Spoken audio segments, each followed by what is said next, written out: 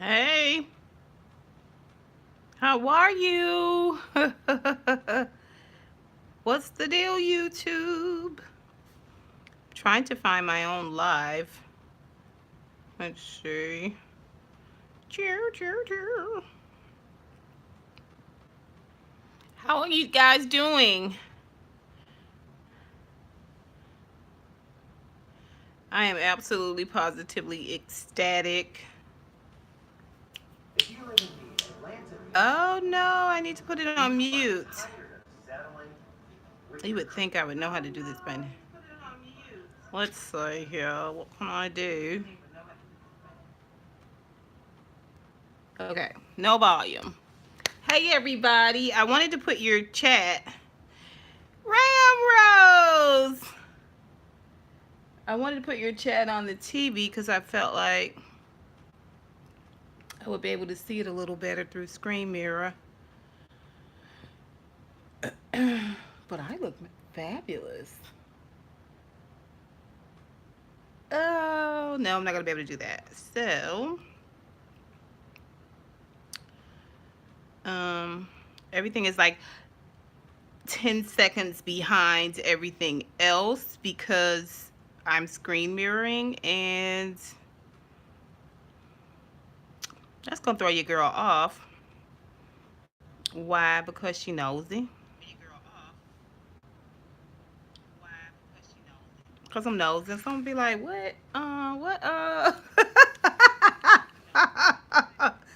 Very, very short attention span. Happy Sunday, everyone. Oh, honey, I just put a little makeup on because I'm going to be doing my little Warby Parker haul. And you know what I should have done? I should have put myself a little hair embellishment in, but I just wanted it to be a canvas, you know, a canvas.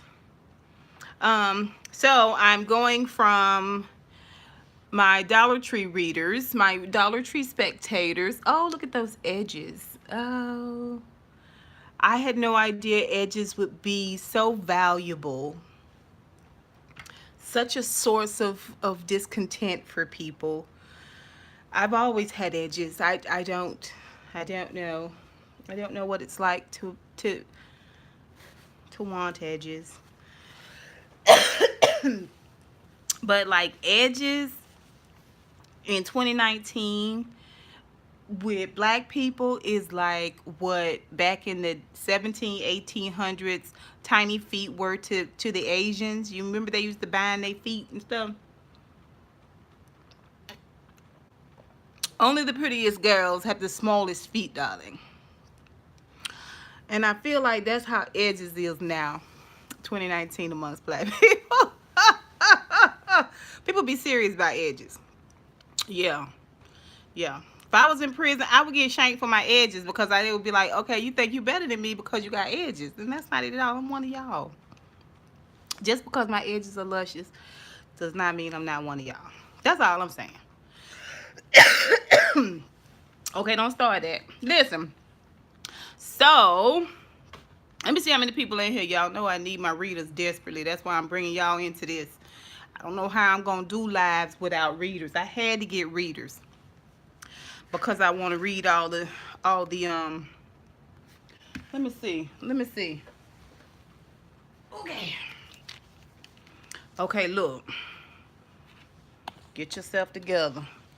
I'm running behind. You would have thought I had myself together. Now, we was in church service. It would just be no excuses for this behavior.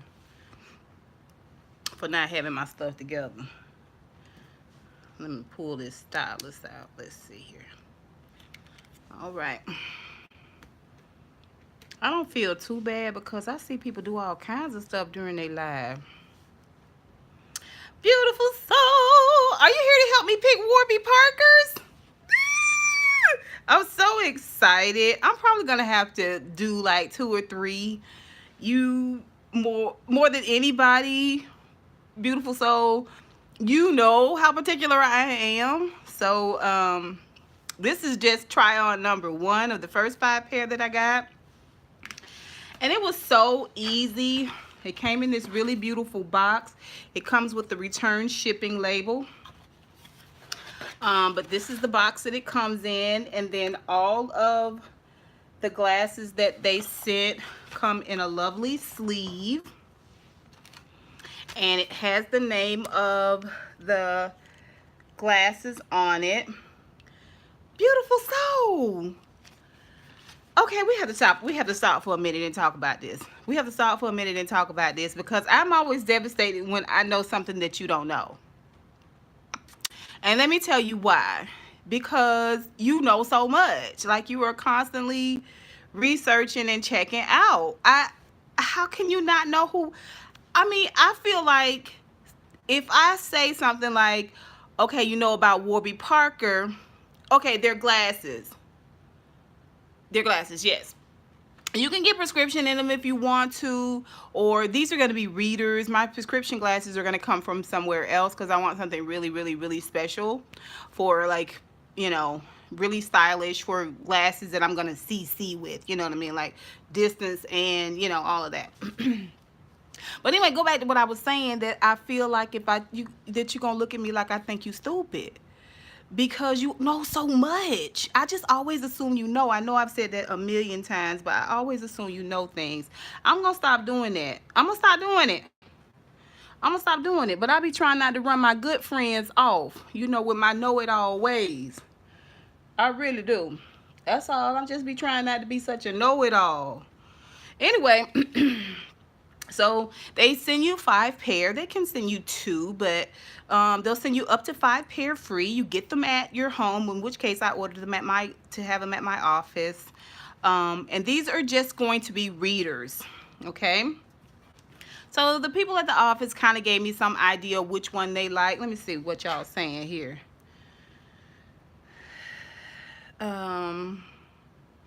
I understand the edge dilemma. I'm desperately hanging on to my... I never pay attention to these things on you, beautiful. So I happen to think you're very beautiful. I do.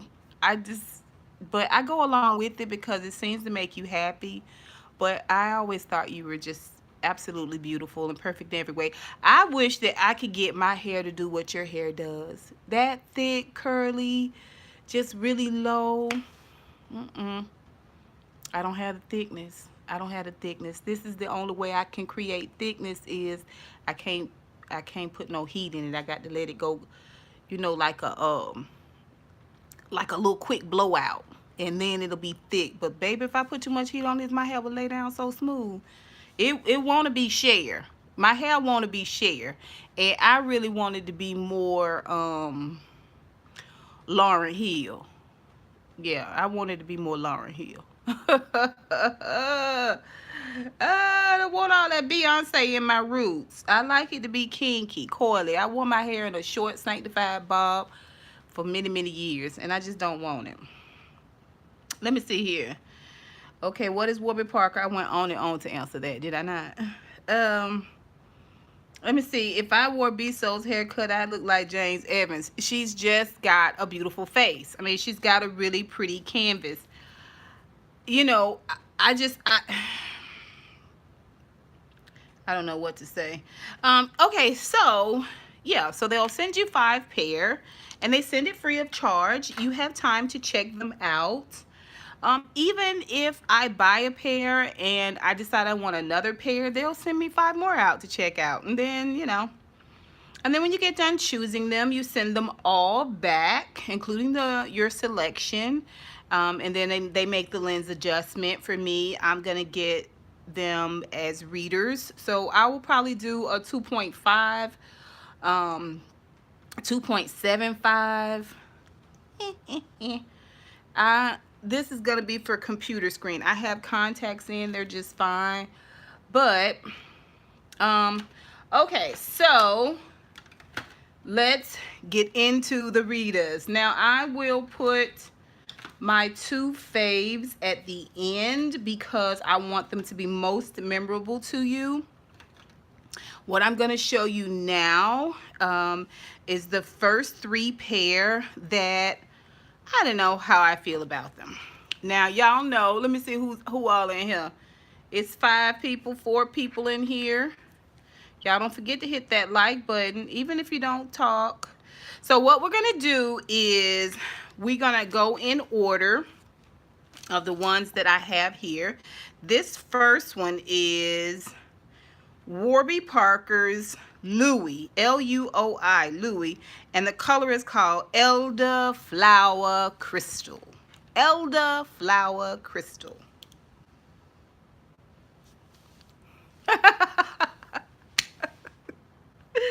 Oh no. I don't know. I don't know. What do you guys think? Elderflower Crystal. I personally think that's my phone screen. Let me block that so you don't see that. And then this is just the window to the back of my backyard. So let's see. I don't know. I don't want to block it too. Okay, now that's better. Yeah. So what do you think? Yeah. Yeah. It's just, they're just not special enough.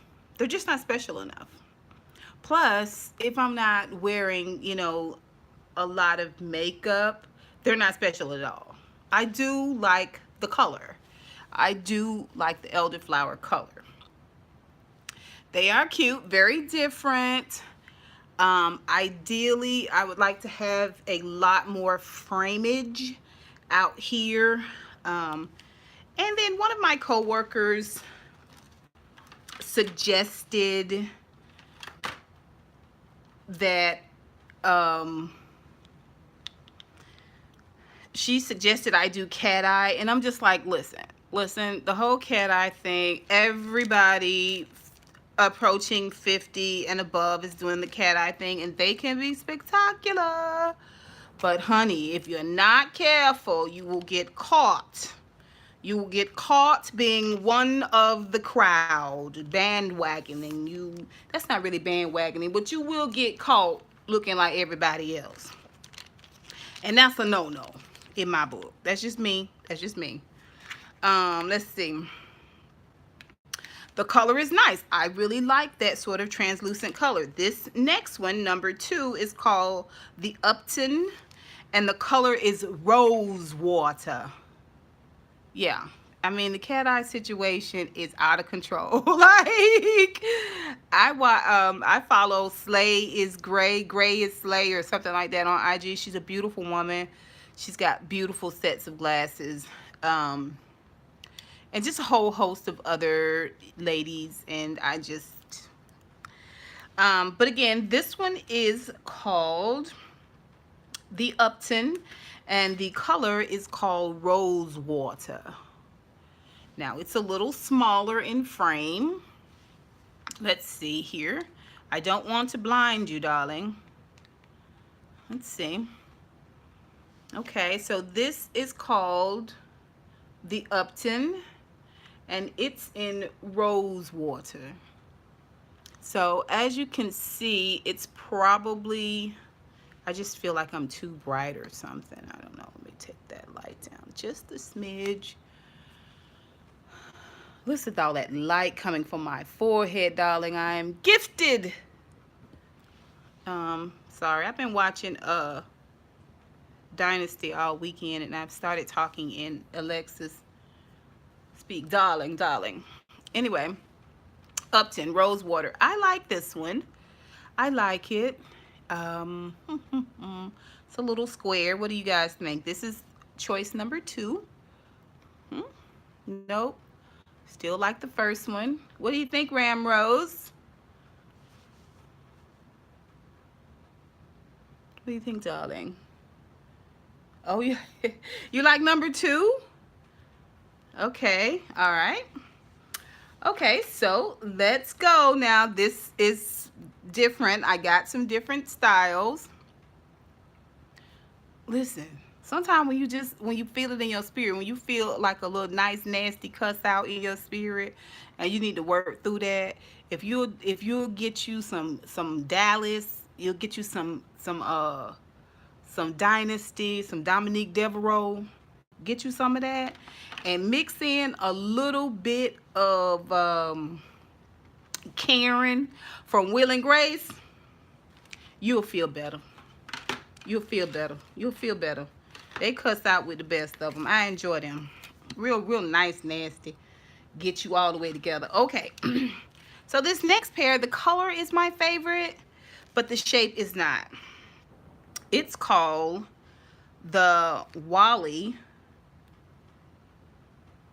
I mean, I feel like these names kind of masculine, don't y'all? Let's make sure. No, it's called Welty. Eastern Bluebird Fade. It's called the Welty. Eastern Bluebird Fade. I love the blue at the bottom. I really do like it. I like just the dark at the top. I like that. I do sort of feel like, get your hands out of my pocket. So little, they are a little Malcolm X. Okay. We didn't land on Plymouth Rock. Plymouth Rock landed on us. What y'all think?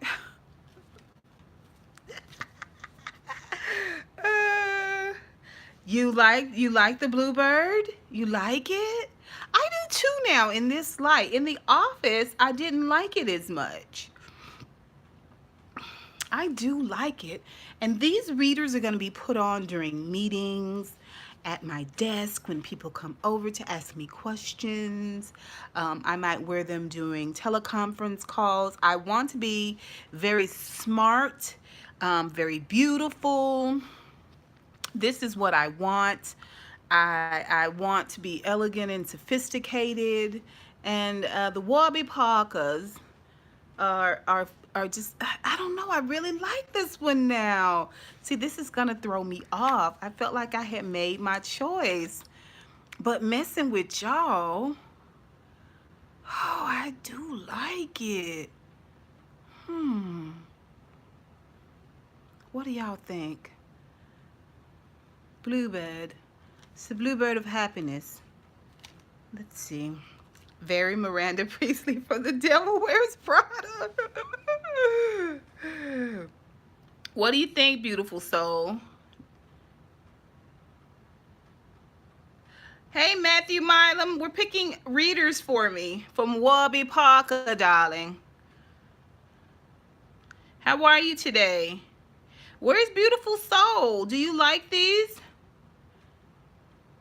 Nope, you still like the first ones. Ooh. Okay, so the Bluebird of happiness, darling. I kind of like them. I don't know. Anyway, so let's move along. This is the fourth pair we've seen, Matthew, so we might have to start over for you. This pair is called the Laurel, and this is the Tea Rose Fade. It's very similar to the Bluebird Fade, but instead of the blue at the bottom, which you can kind of see here, it has tea rose. So let's try that look. Tea rose.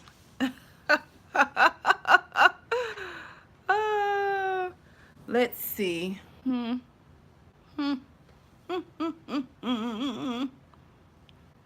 Looks like I want to say, Mr. Smith, I'll see you in my office. Very stern. What do you guys think? I'll see you in my office. They're nice. They serve the purpose. So whatever you want. I still like the first ones.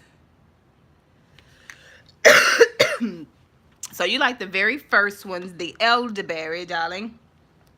And then Ramrose, the Bluebird is your favorite. Okay. All right. Okay, so this is the fifth and final pair. And it is called the Louise. And it is rose water. This was my favorite pair when I first got the box on Thursday. I know. I look like I should be going to school in the segregated South. It's kind of got a slight, let me sit back a bit, cat eye It's got a slight cat eye to it. It's not quite. I don't know that I like these as much. I'm looking at it here in the phone. Okay, Ruby Britt, don't I look? I told the people at work, I was like, if I don't look like Hidden Figures, okay? If I don't look like Hidden Figures up in this piece, okay? I'm Hidden Figures all day long. But these are my favorite pair Thursday. Now I feel like I really like Bluebird. What do you guys think? Should I keep looking? Are we there yet, darling? Should I keep looking?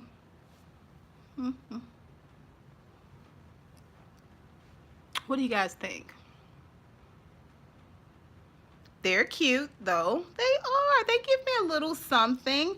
I don't know if I feel special in them, though. Like I said, I feel, I don't feel special in them. I don't know. I really like them on Thursday. This is why I can't make decisions rashly, because I just depends. You like the first pair or the Bluebird?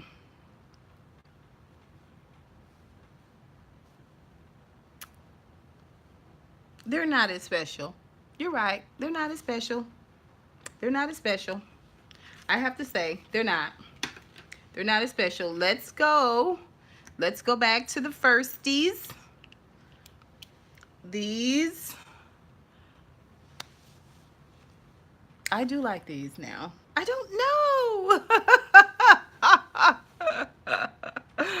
Okay, what do you guys think? These are Beautiful Soul's favorite. This is the very first pair. They're just readers. More for the office to look smart and beautiful.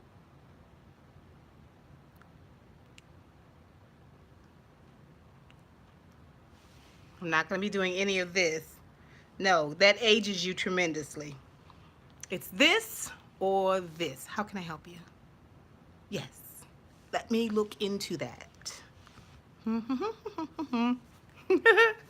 Prudish. Okay, so that's elderberry. That is Beautiful Soul's favorite. Here we have the Bluebird of Happiness, darling. Eastern Bluebird Fade. Push up, Mira. Push down.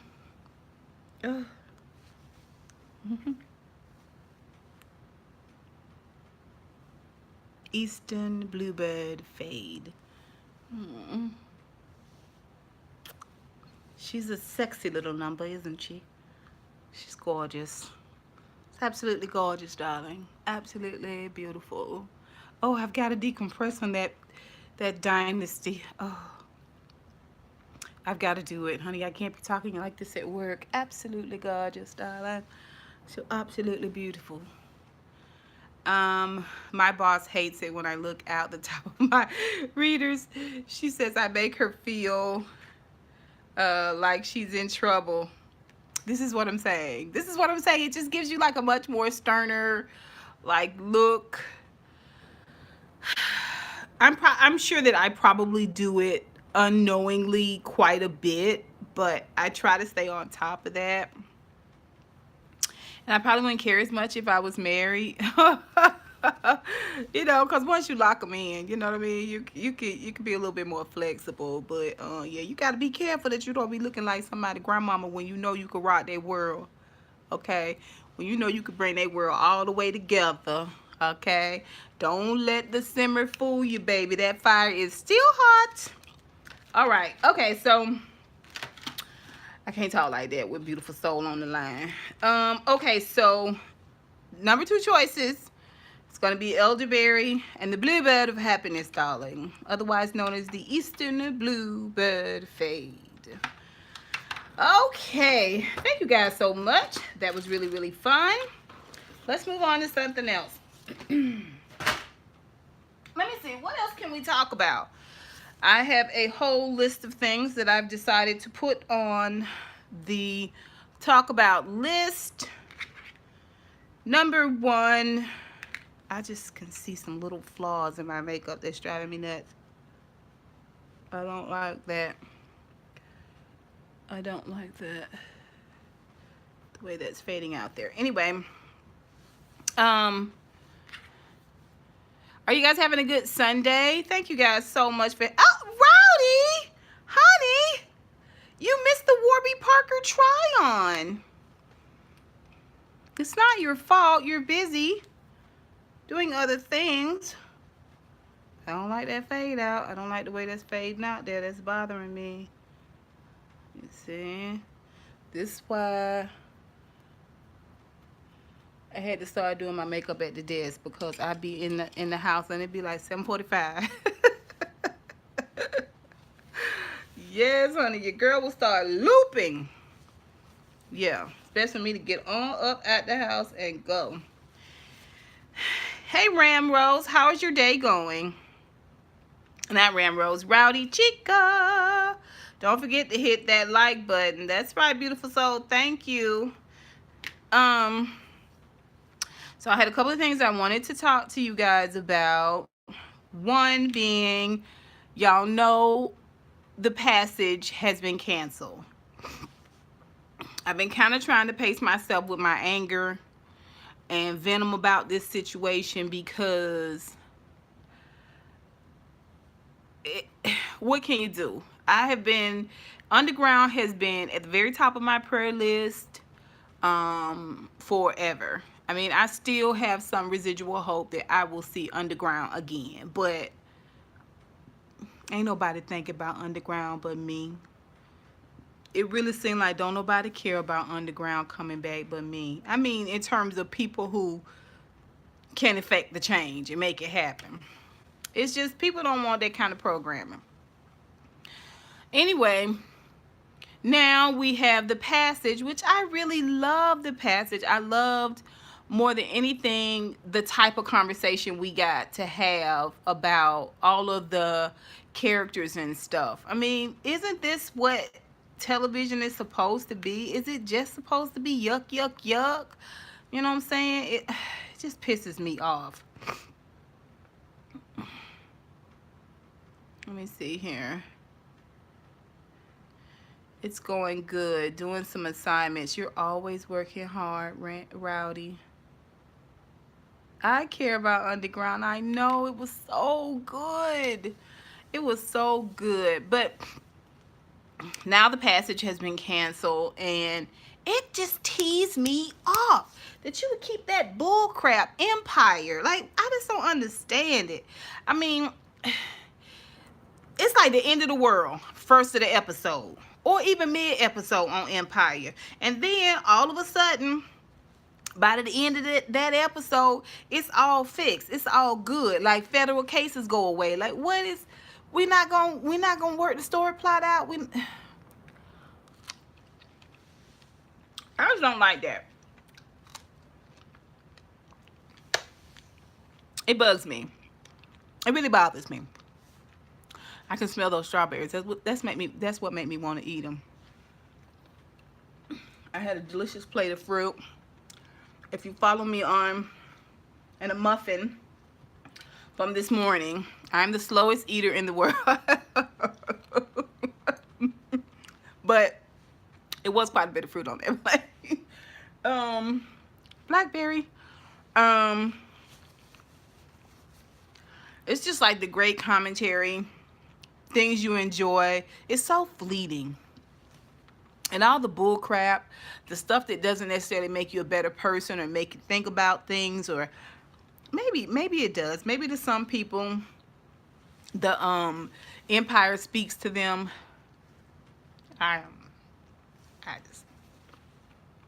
Passage is canceled, so I was looking forward to that coming back in November. That's not coming back.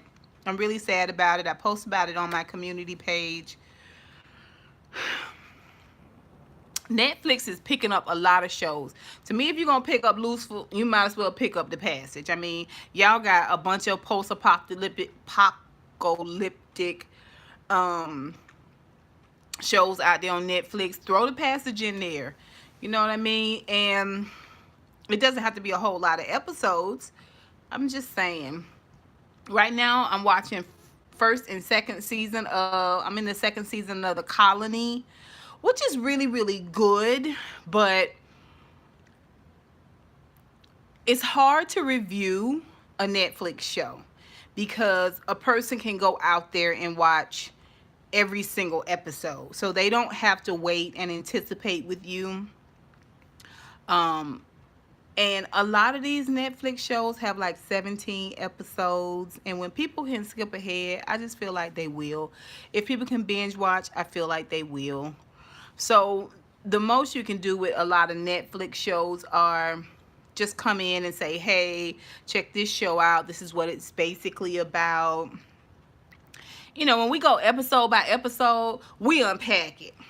We unpack it and we talk about it. And that's what I love. I just like that kind of banter. I don't know. Anyway, I'm not going to be whiny. I feel like I'm being whiny. Whatever. Um, so that's what I'm watching now, The Colony. And I didn't take on The Walking Dead because I was so frustrated with the way Walking Dead was going. I halfway thought about putting a video out about Game of Thrones tonight because I'm actually not watching the final episode of Game of Thrones. I have been completely devastated with how Game of Thrones producers and have jumped the shark. Like, I'm just like, I didn't read the book, so I don't know if they're following the books per se, you know, verbatim. Most programs, television programs or movies don't follow verbatim because they need to move it along a little differently. And George R.R. Martin's books are thick. They're long. Okay. I think most of his books are 400 plus pages. I mean, we breaking the kingdoms down. Like, you got to be ready. You got to be ready for George R.R. Martin. So they can't necessarily go in that same direction with the show, but come on. I mean, it's just 6 episodes, but gosh, I just feel like it could have been done so much better.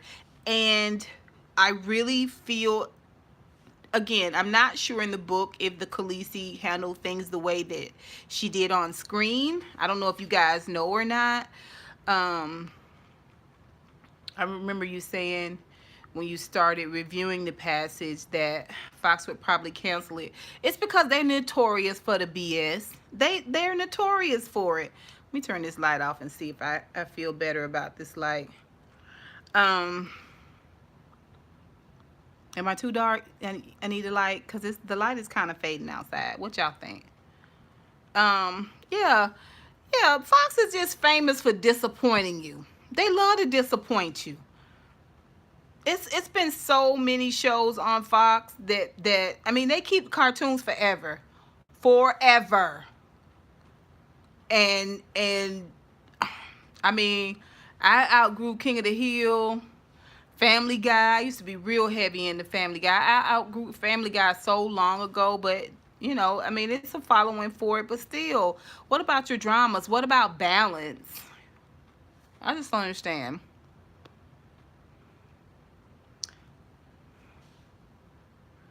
There's a petition going around to redo the final season of Game of Thrones. I thought about that. But the opportunity to do things with impact the first time is gone. We're never getting that back. People are not going to view the franchise the same way. Not the franchise, but the show the same way. The series finale of the show the same way because it's already been mucked up. Like, we can't bring back people, you know what I mean, and then re-kill them because I was hoping for entrails. I mean, I'm not sure why we didn't have entrails when it came to Cersei. I mean, Cersei should have had entrails. She has done absolutely positively heinous things, and for us to get robbed when what's old dude that cut that was treating um it's not Tyrion. Tyrion is the little person. um what's the one that Sansa, when he got killed with the White Walker, the White Walker killed him to get the brand, and once he died, she gave him the wolf pen from their house of Stark. I just was like, he killed babies, he burnt babies. Like, okay, all right, that's fine, but for Cersei to die in the arms of her one true love. Look at me. Look at me. Focus on me. Okay. It's all right. And then the building falls on her. No. No. I want to enter Theon. I wanted entrails. I wanted her to, uh.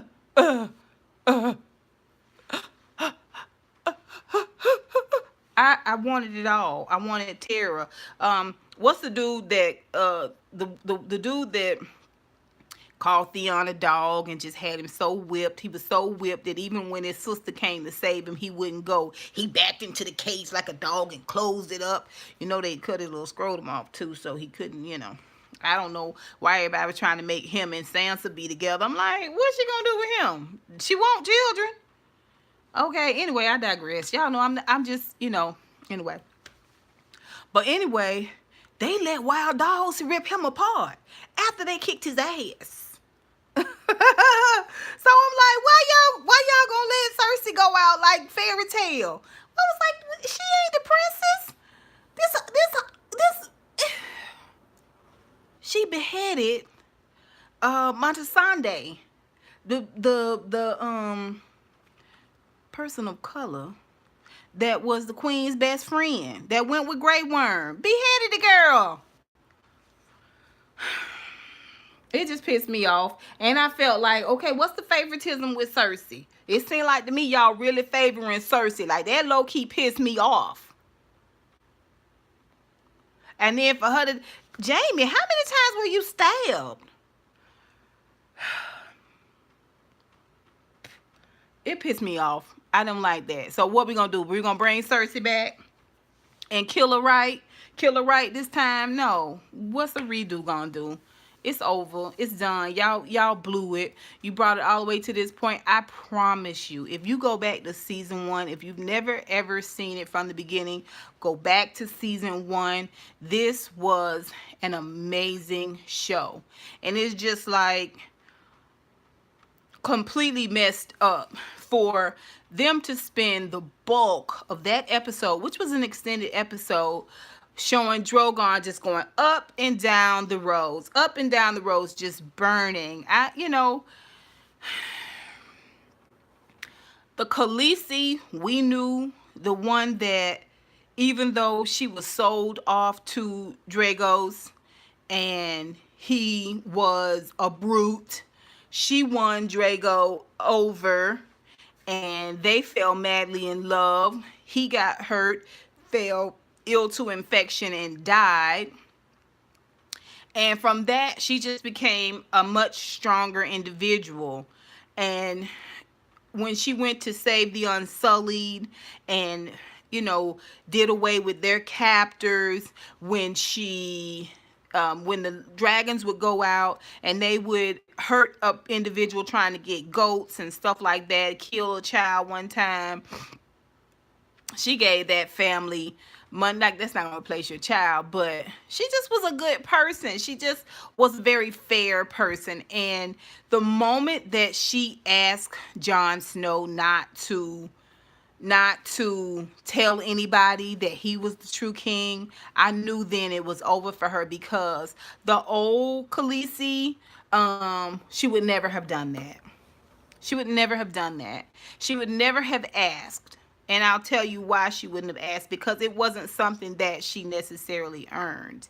And she just had a different way about her. She was very fair and smart. The way she outsmarted the slavers of the Unsullied, they thought that she couldn't speak their language. She spoke it beautifully. And Draco, her husband, taught her a lot of stuff. Just to see her just get to that end part, and just, I mean, after she had come so far, she had lost one dragon at the time, which was very hard on us when we lost one of the dragons to the Night King.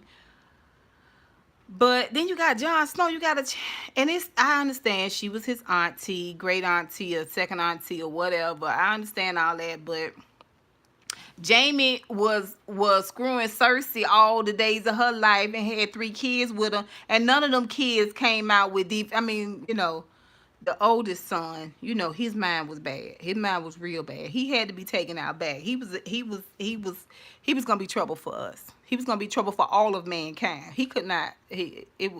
No, we couldn't have him move on. But that middle son was kind of weak, and the daughter, I don't know what the daughter's children was gonna look like.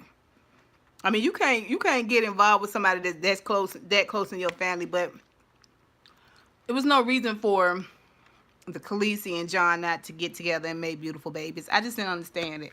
Why they didn't work together. Why they played the Khaleesi out like that. When she walked out of that shadow after they had killed a second dragon, they killed Montasande. When she walked out of that shadow and she looked so gray and haggard, I was like, oh, the bitch done went mad. I don't mean bitch, but you know what I mean. Oh, this bitch is crazy. I knew it. And I was devastated. Theon Greyjoy. I just didn't understand why would they, if we didn't get anything out of this. Okay, let's say Drogon was gonna tear the city up. He was gonna do it anyway. Okay, that's fine. Why can't we get a justified death with Cersei? Let me tell you the parts that I enjoyed. I enjoyed Hound fighting with his brother. I enjoyed that. And I always enjoy seeing the dragon. I love it when the dragon land on the building, but he's just like right there, and just the cinematography, the dragon's toes on the side of the building, the snarl. That's always my favorite part, is the dragon. But that look on Cersei's face, I mean, on the Khaleesi's face, I was like, damn. The old Khaleesi wouldn't have never chose to kill all those people. She would never have chosen to kill all. I just don't see it. She just wasn't that type of individual. Even though she came from a lineage of madness. I mean, Tyrion came from a lineage of incest, and he's not that way. It just seemed like the ladies got the short end of the stick. It really did. And Sansa, a whole snitch out here. Sansa, you just like that damn little finger. Let me tell you something. She's always been a snitch. When her daddy left Winterfell, going over to be the hand of the king, she insisted. She had to go. She wanted to go because she was going to marry that little crazy wild ass that Cersei had with her brother. The one that got poisoned by the Tyrells. She wasn't gonna be in Winterfell. She was gonna be with the kings, and she was gonna be a princess and all this other stuff, just acting like a complete ass. And then when they beheaded her daddy, she had to stand there looking stupid. This a family you want to be a part of? And she always kind of been that way. I don't like her. I don't like Sansa. They turned her into the Mad King, but they didn't even unpack that shit. They didn't even unpack it. This was like Monday, Tuesday, Wednesday, we destroying the city. Like, what? In the meantime, you gonna kill off, what's the name? Yaris? What is his name? The eunuch, the one that cut his balls off too. People love eunuchs. I don't know why. I guess that's supposed to be making a person submissive. But that man ran the town. He ran the whole town. It just pissed me off. And I watched a spoiler for episode 6. I'm not gonna tell y'all anything about it, but I trust the spoiler because, and normally I don't do this, but I was so disappointed in episode 5. I was like, oh no, y'all won't catch me slipping again. Y'all will not catch me slipping again. I'm not doing it. And I'm not spending over an hour waiting on on resolution. We should have some resolution to some things, or a good bridge into the prequels that they're going to make, because they're going to make quite a few prequels from what I understand. um a good bridge, a good lead in, none of that. This last episode is gonna be some straight bullshit. And I trust the spoiler because the spoiler is the same spoiler for 5, even though I didn't watch that spoiler until after episode 5. It was verbatim. So I'm not watching episode 6. I'd rather just remember it how it was. That red wedding was everything. Jon Snow getting killed behind the wall, and the Red Witch bringing him back. That was really good. The Khaleesi walking into the fire. These are the memories I will keep with me forever. I'm letting this bullshit with Drake. And then Arya just running around. First of all, that's not even Arya's way. Arya is not this terrified, scared little kitty cat. She's not. Did y'all see how she was running around there kicking White Walker's ass? I mean, but she was just like, oh, oh, oh. And then, what do they call that? They call that plot armor. That's when a person is, I guess, valuable to the plot, so they can't be killed. So they call that plot armor. Joffrey, that low down, dirty. Anyway, they said Arya plot armor was really, really good. We got the bad episode. It's clear the writers and the producers are ready to move on. We would have waited to 2020. We would have kindly waited to 2020 if it was going to be spot on. We'd already waited quite a bit, so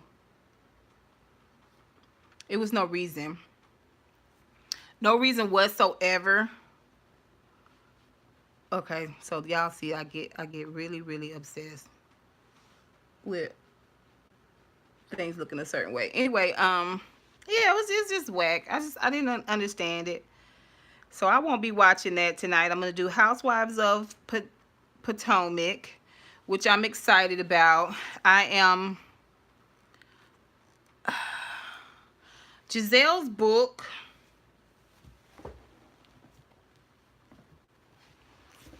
I'm not gonna spoil it for you, Ramrose, because I know I'm gonna send the book to you. But my word, I was just having a hard time reading it, sitting down and reading it. So I got it on my audio.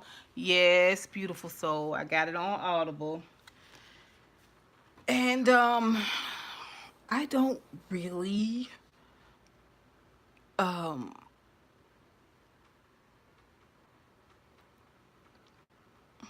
it's read by a professional reader, and she does voices, and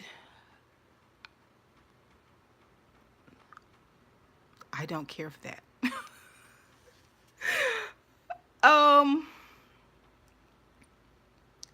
Because she does that, it's very difficult for me to picture the book as what it was intended to be, okay?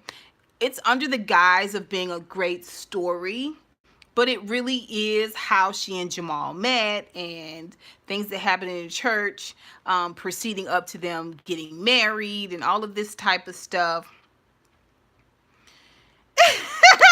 Beautiful soul.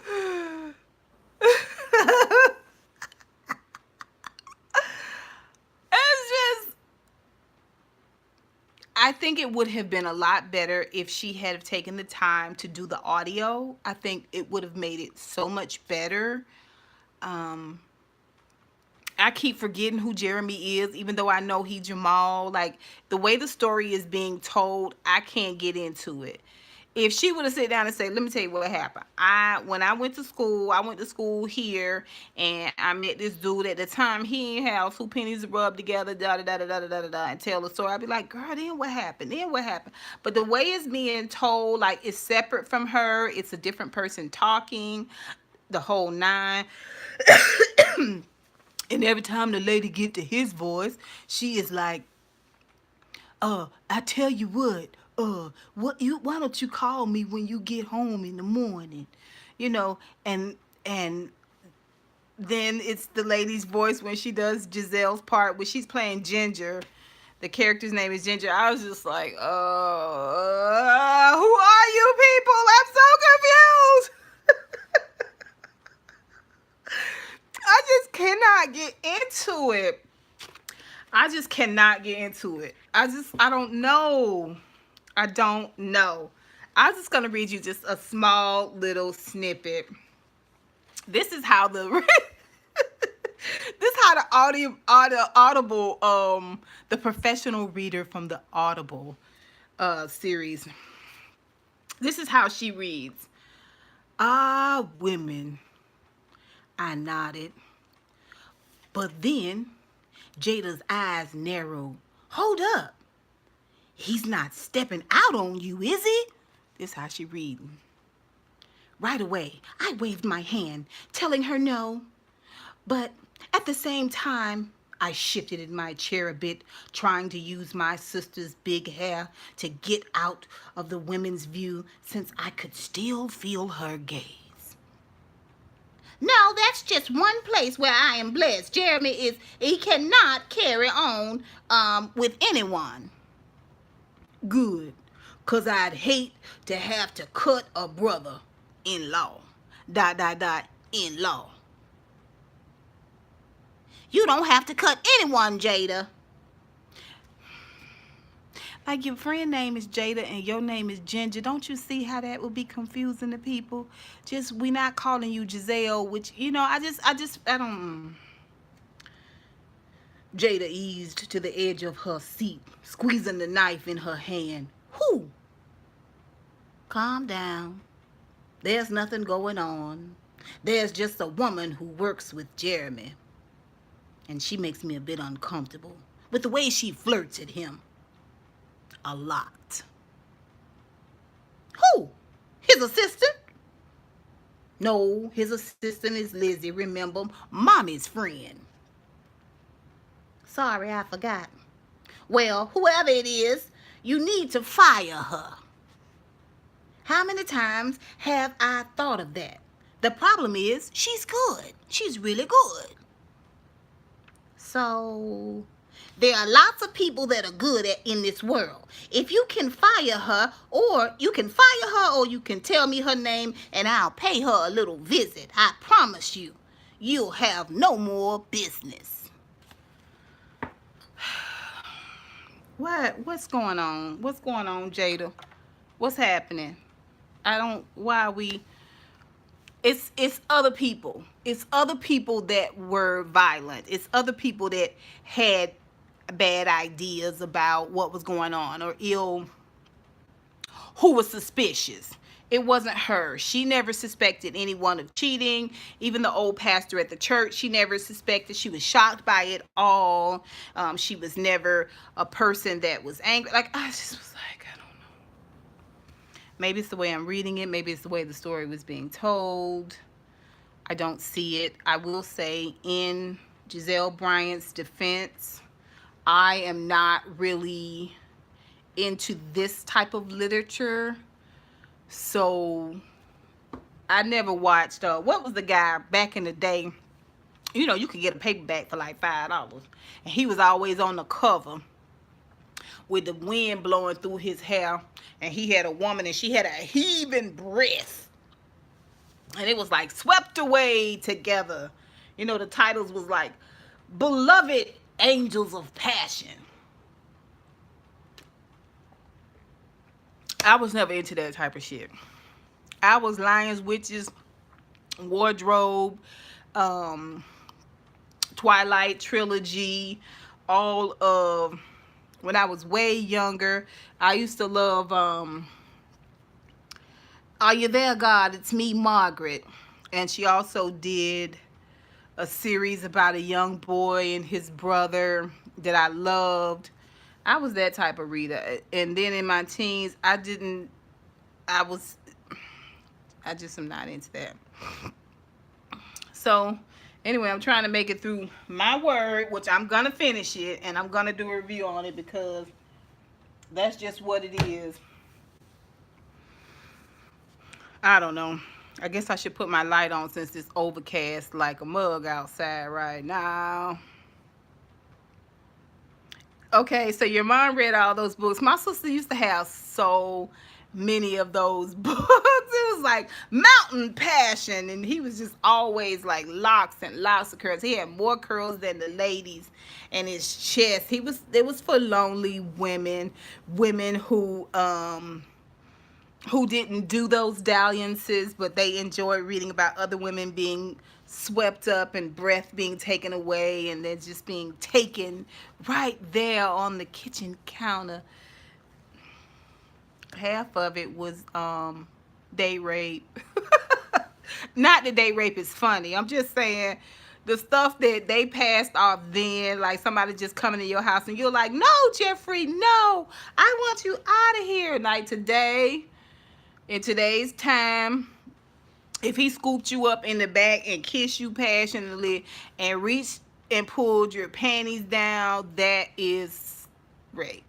Because she told you no, get out of here, go. Oh, I don't know how I come up with these things, but this is what it is. Yeah, for a lot of people, it was an escape. So that's what this book wants to be. It doesn't have enough passion. I would have appreciated her telling the story as it happened in her own voice and just owning it, owning that, owning everything about that situation. Because honest to goodness, Giselle does not really seem like she's in the church world like that anymore. I don't know why she hesitated telling the story herself. And just being honest about the situation. Like your man is, he was what he.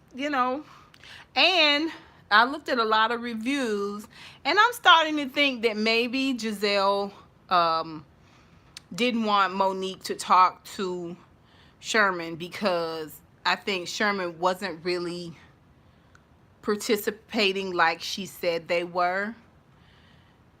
I think Giselle made it up for a storyline and he was just like, whatever, as long as it don't affect me. Or, maybe they bartered. That's what it seemed like to me, because people were like, y'all just got back together. It was just a few days, a few weeks after the reunion wrap up, and maybe he wasn't ready for the wedding. But you going to counseling? You going to counseling with the girl? I just started thinking about it. I was like, if y'all going to counseling, y'all talking y'all emotions out, she would have known you didn't want to go to that wedding. I just think this is what she did for the storyline. That's what I think. This is her storyline, this whole Sherm situation. Thought I saw a little indiscretion back there. And I don't think, I think he was like, do whatever you gonna do, leave me out of it. I'm not gonna be on camera. I'm not gonna do all that. Giselle own it. That's right. Hell, she shares nothing about her previous life, and they don't hold her to task. Like, nobody's asking her about Every Hue Beauty. No one's asking her about this book. Like, we're just gonna be, what is this, the third or fourth episode? We're not gonna bring the book up, girl. You got a whole book out here, and it only has like 5 or 6 reviews, but they all good reviews. To me, she spent more time talking about Jamal and what he doing down here in Atlanta. It's weird. I feel like she hesitated to tell her story to generate buzz. I've heard that too, Miss Honey. Someone said them getting back together is all a lie. I just think it's not. Once I thought about it in the beginning, I was like, girl, maybe you was a booty call. Or, maybe he just don't like you like that. I never thought it was Monique because it seemed like to me he would have said something to Chris. But when she said you don't need to talk to Sherman, no, no, no, don't talk to Sherman. You go through me because this is not Sherman's storyline. Like Sherman don't give a flip about this. He just agreed as a favor to me to be the dick in this story. I mean, and we already know that you weave a very orchestrated story. In your story, you're totally and utterly the victim. And in this situation, you're pretending to be totally and utterly the victim. Like, okay, I don't get it. So that is my word by Giselle Bryant. We're gonna see how we're gonna do on that. Now I am thoroughly enjoying. Ooh, get low, get low, get low. Cooking with Miss Quad. I really love it. I really love it. I follow Quad on IG, and I always enjoyed. I never saw her actually cooking, but I would see her stir in the pots and open up the tops and show you what she had. But I'm just gonna give you a really quick glance at why I really like this cookbook. And I've always been this type of person. Like, I really love beautiful pictures. And Beautiful Soul, you know that I'm into ingredients. And I love that the ingredients are attainable, but I can see where she's built some really great profiles. Flavor profiles. I love that. I love it. Let me see. One of my favorite is the savory cornmeal pancakes with cream cheese and chive. This is something that I would make as a weekly breakfast item for my dad. Just something for him to pull out of the fridge and pop in the microwave to have with his coffee. Little avocado, little brown egg. This would be great for a Saturday morning breakfast. But basically the pancake is yellow cornmeal, all-purpose flour, little baking powder, some kosher salt, 2 large eggs, vegetable oil, and a cup of whole milk. Like, that's super, super simple. That's super simple. I have all of those currently in the kitchen. And the chive cream cheese mix is 4 tablespoons of unsalted butter. I don't use margarine of any kind. I prefer butter, salted and unsalted. I buy 2 packs, 1 of each. I prefer that. Chopped chives. You always have extra chives. Like, if you buy chives at Thanksgiving, it takes forever to use a bunch of chives. Like, first of all, they live forever. If you just put a wet paper towel at the bottom of the cup, you can put them in the refrigerator and they will stay forever. And they grow really easy too. Like, you can have chives for dinner in 2 weeks, 3 weeks. I'm to my ready to eat. Chives grow really, really fast. So chopped chives, I love that. If you have extra ingredients, cloves of minced garlic, dry white wine, vegetable stock. That sounds really good. Those are really good flavor profiles. A package of cream cheese, little kosher salt.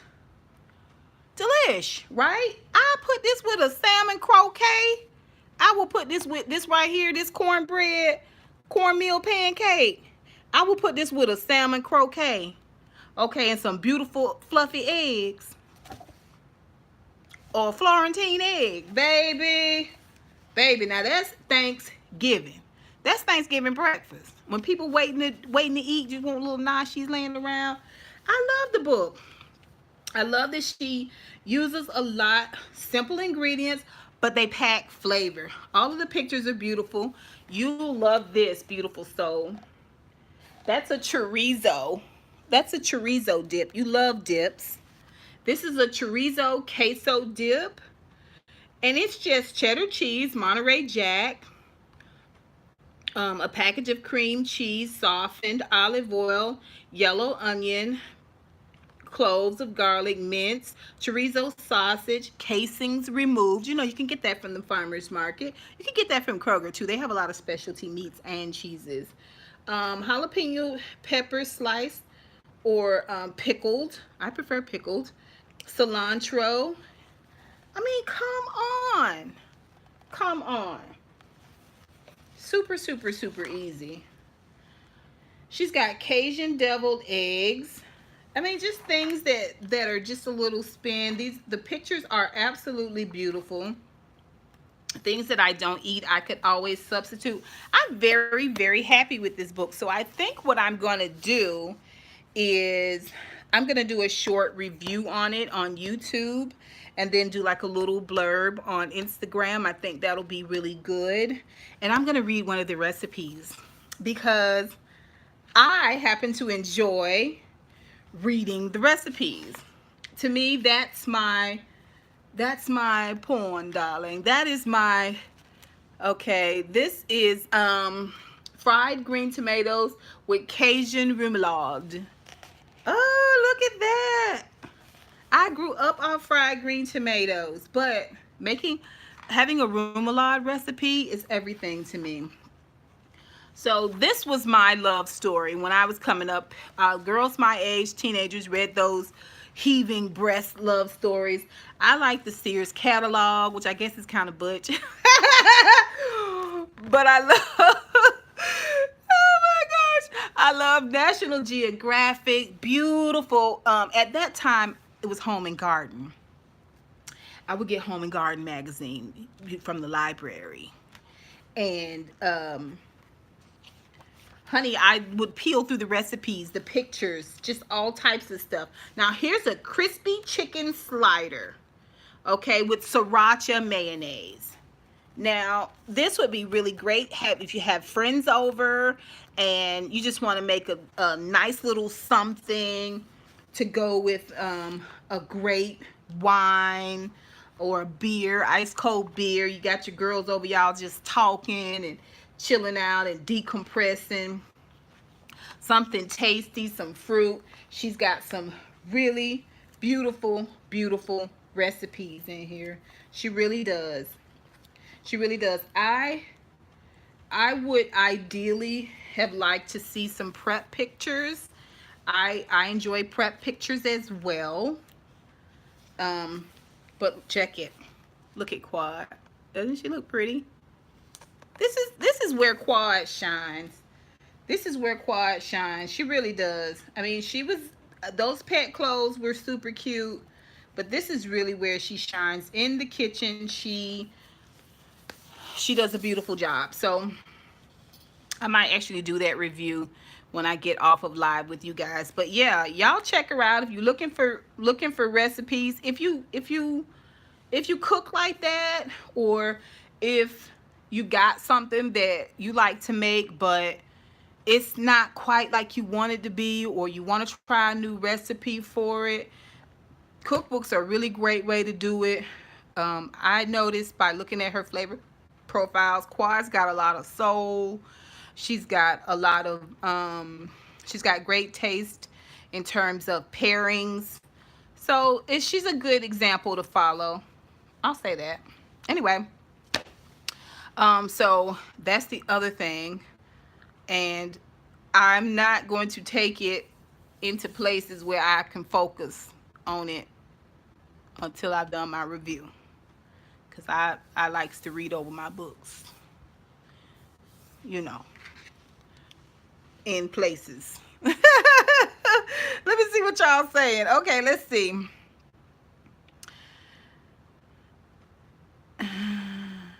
Okay, so it's super easy. I mean, what I would do is, it's just me, so I would make more than one dish. If I had a recipe that called for cream cheese, half a package of cream cheese, what's best for me is to make 2 items with that cream cheese and chives and get rid of it. I would make that savory cornbread pancakes. I would make the same time I was making queso, or fried green tomatoes, because they all call for the same components in the remoulade, in the chive sauce. As you can see, I'm really into this. I would, that's how you use your ingredients. That's how you use your ingredients. That's how you don't end up with stuff you're not going to use. You create dishes surrounding, usually when I buy celery, you know, you can't just buy a couple of stalks of celery, which most recipes don't take a lot of celery.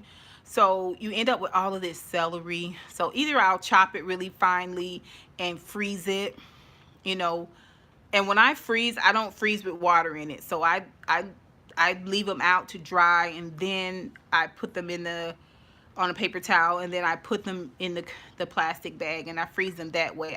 I rather do it that way, so it's easier for me to get just a little bit out at a time. But I will also make chicken salad at Thanksgiving, or turkey salad at Thanksgiving. So I'm using more of the celery than not. I cut it up, I put it on the table with the fruit. Y'all know I like my vegetables and my fruit to be together. If you follow me on Instagram, you see my small plates, my small bites. I right now I'm buying locally grown everything. So one, I'm getting the best product, and it hasn't traveled a long distance. The other thing is I can buy a larger container for cheaper, and I literally eat fruit at every meal. Like literally. Breakfast, for dinner, I'm gonna have a small piece of rotisserie chicken. I'm gonna have some more fresh fruit, some tortilla chips, and I've got the rest of the fresh guacamole that I made yesterday for lunch. I'm gonna put it on some naan bread. That's dinner. That's dinner. I already cooked for my family. They had potato salad and grilled chicken and baked beans.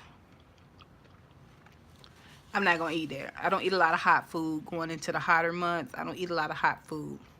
I like a little cool, a little crisp, a little bit of protein, and let's move on. Here's the thing though. I discovered that I'm anemic. I don't understand why. How could I be anemic? Like, I knew I was tired, but I thought I just didn't have enough B12. So I started taking more B12. I love naan. No, listen, let me tell you something. Cut that naan up and put it in the oven on 350 just for a few minutes. Let me see, who is this 25? Malibu 25, me too.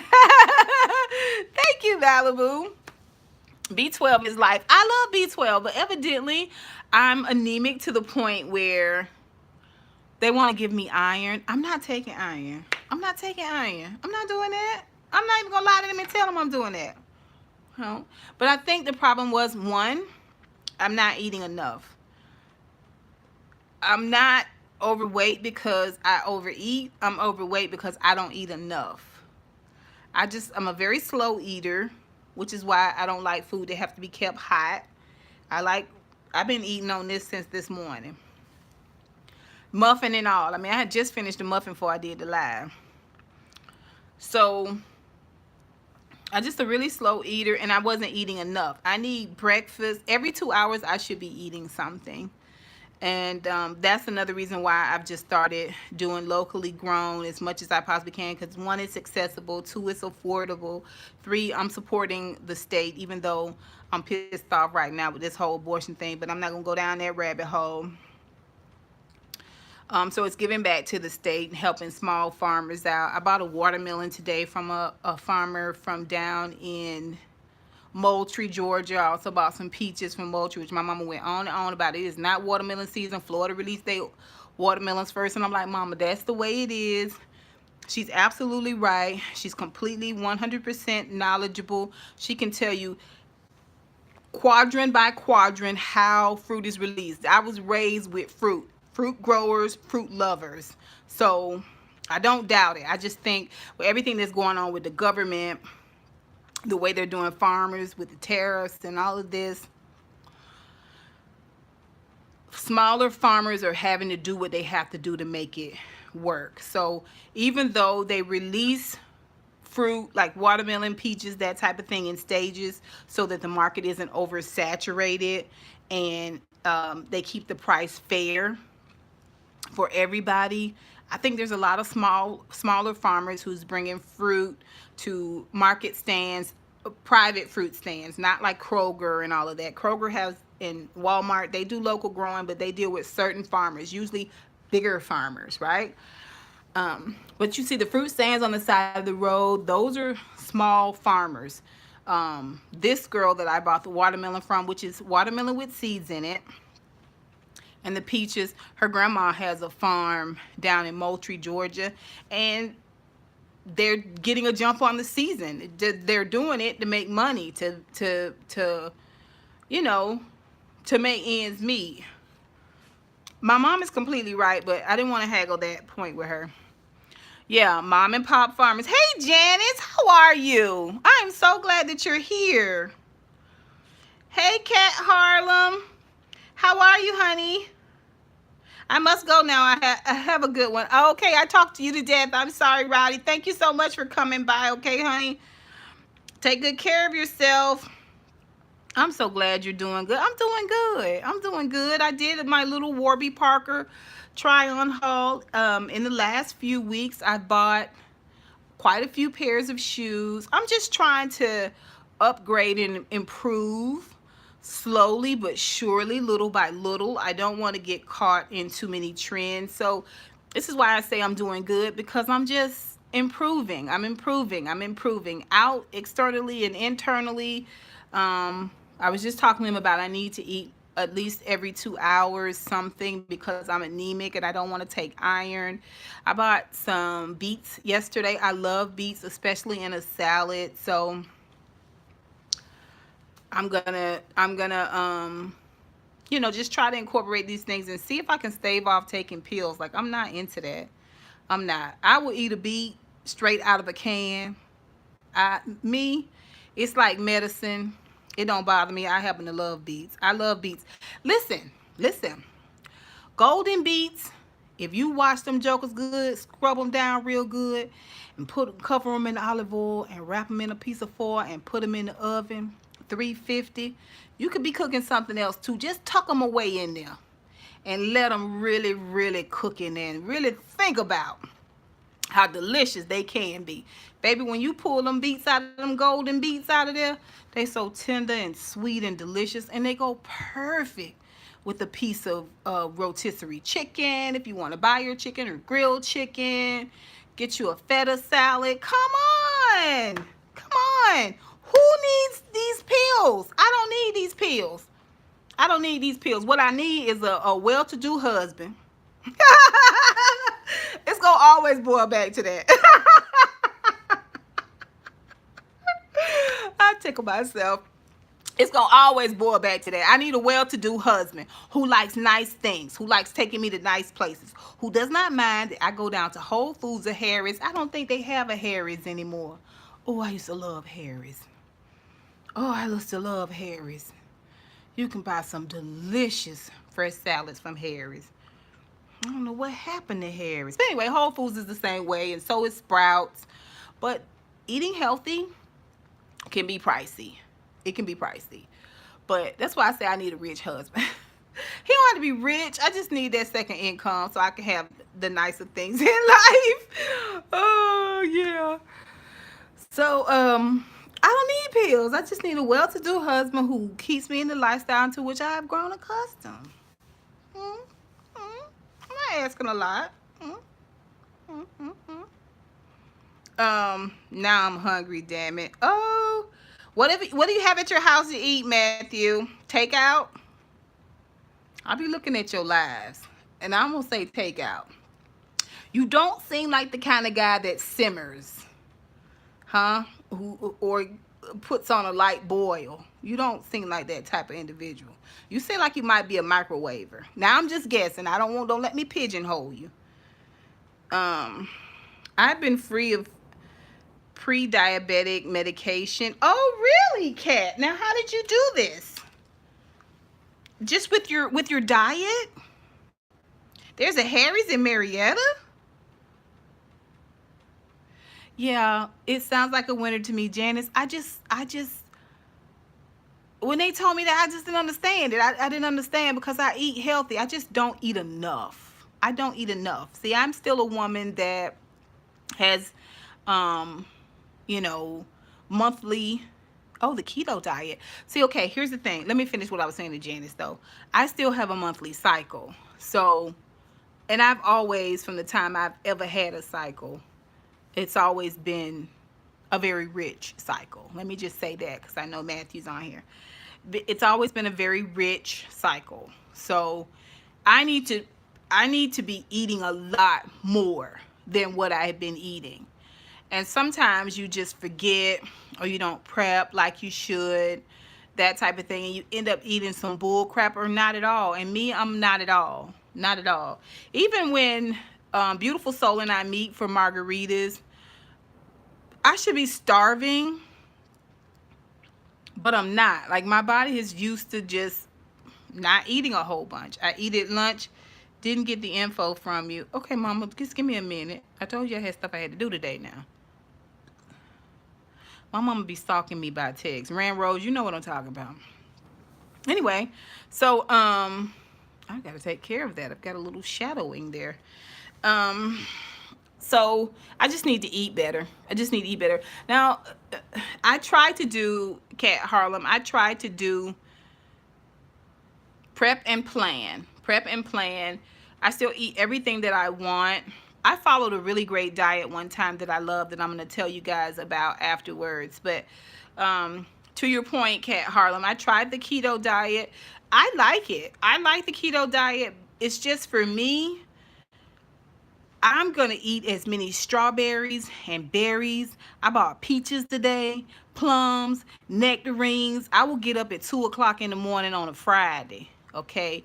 Dry as the Sahara Desert, okay? Hot, because I done turned this air all the way down. And okay, so anyway, I think I'm back on. I done got hot. I will stumble down, and if it's not a all fruit popsicle in the freezer, I will pull out a cool nectarine, baby, and stand there over the kitchen sink and work that joker over. And keto is not gonna keep me from my summertime fruits. It's just not. I know they want you to have an apple every now and then to treat yourself. Maybe one of them small little cuties here and there, but they want you to go real light on that. No, ma'am. No, ma'am. No, ma'am. I probably, between today and yesterday, I probably have eaten 2 pounds of blueberries, blackberries. Them blackberries I got was from Mexico. I just did it because I had some before and they were tasty, but I'm waiting for Georgia blackberries to come on through the market. That's what I'm waiting for. Summertime fruit. You have to eat in season. To get the best quality of stuff, you have to eat in season. And it has been my experience, like my niece's partner, she's never had fruit before. I mean, I think she's eaten an apple and probably an orange. But we had cherries at the pool one year, and the girl had never had a cherry. I was baffled. I was baffled. I couldn't believe it. I couldn't believe it. That's how we grew up. But I grew up in the country. She grew up I think in Georgia too, but it was more urban. And her family, had their share of difficulties, and fruit was just not high on the. Ooh, I got my pineapples. I got them in the Frigidaire. They cold. They gonna be the second leg of my fruit journey. Right now, I got to eat up these blackberries, and I got to finish off a mango I got downstairs. And these blueberries gonna last me all week. But I'm gonna ease in that pineapple. But I got that pineapple sitting on the counter, waiting and thinking about what's gonna happen. Okay, getting real plump, and then I'm gonna put it in the freezer. I'll put it in the refrigerator, the back part of the refrigerator, let it get real cold. Okay, then I'm gonna cut it. Okay, all right, and then I'm gonna put it in a container and leave it out on the counter, so that when that cold ease off of it, that pineapple, baby, will yield so much sugar when it get room temperature. Room temperature fruit is delicious. Pull it out of the, don't eat unless you having a moment like I do at nighttime. Pull it out of the freezer, or you come in from a hot day, pull you a cold peach out the refrigerator. But if you want to have it with wine and fruit and cheese with wine, let it get room temperature. It gets sweeter. The more the fruit warms, it gets a lot slightly sweeter. Listen, hey Ladee, welcome. Let me see what y'all saying here. Oh yeah, and peaches come out all day, every day. I have peaches in the car, peaches at the desk. I have a fruit dish on my desk that I eat from. Okay, people come by. Can I borrow a peach? Yes, you can borrow a peach. You're welcome to a light piece of fruit. You're trying to keep the sugar monster off of your back. Cause I'm gonna tell you about them offices. Them offices. Them people love to bring stuff in. I don't eat from everybody, but it's a lot of people that I know and trust that'll bring a cake in because they don't want to leave it at their house. This how they get you. This how they get you. I got peaches at my desk. I eat about 4 pounds of peaches a week. Easy. Georgia peaches? Come on now. And right after Georgia, Carolina. Carolina, they find them. They serve cherries on ice cream sundaes. I love pineapples and watermelons. Oh, now, do you mean maraschino cherries, honey? Do you mean maraschino cherries? Those are different than Bing.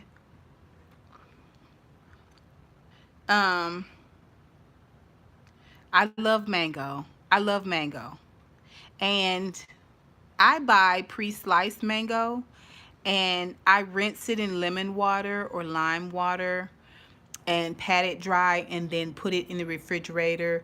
I tend not to wash fruit until I eat it, but I do that because I'm not sure about the slicer. If the slicer, like this just ain't no Virgo stuff. Y'all don't have to do all this stuff, but this way I just go right in there and pull me a couple of pieces of mango out and put it in my lunch container and I'm ready to go. Oh, after all this talk, I ordered Honeycrisp apples. Listen, I love a Honeycrisp. My favorite apple is a pink lady. A pink lady. Baby, huh? You ought to take her on a date now. Take her on a date, Matthew. She'll treat you right. She'll treat you right. Love strawberries. I have a ton of strawberries in the fridge. These strawberries are Georgia strawberries. Look how beautiful that berry is. Look at that. And that is a huge berry. Look at the size of this Georgia berry. Okay? Look at that. Look at the breastplate. I mean, this is a huge berry. I know. And I can smell it from across the room. When I get off with y'all, I'm gonna do you right. I'm gonna show you how much I love you, how much I appreciate you growing. I'm gonna show you because I'm gonna tear it up. But anyway, mangoes, berries.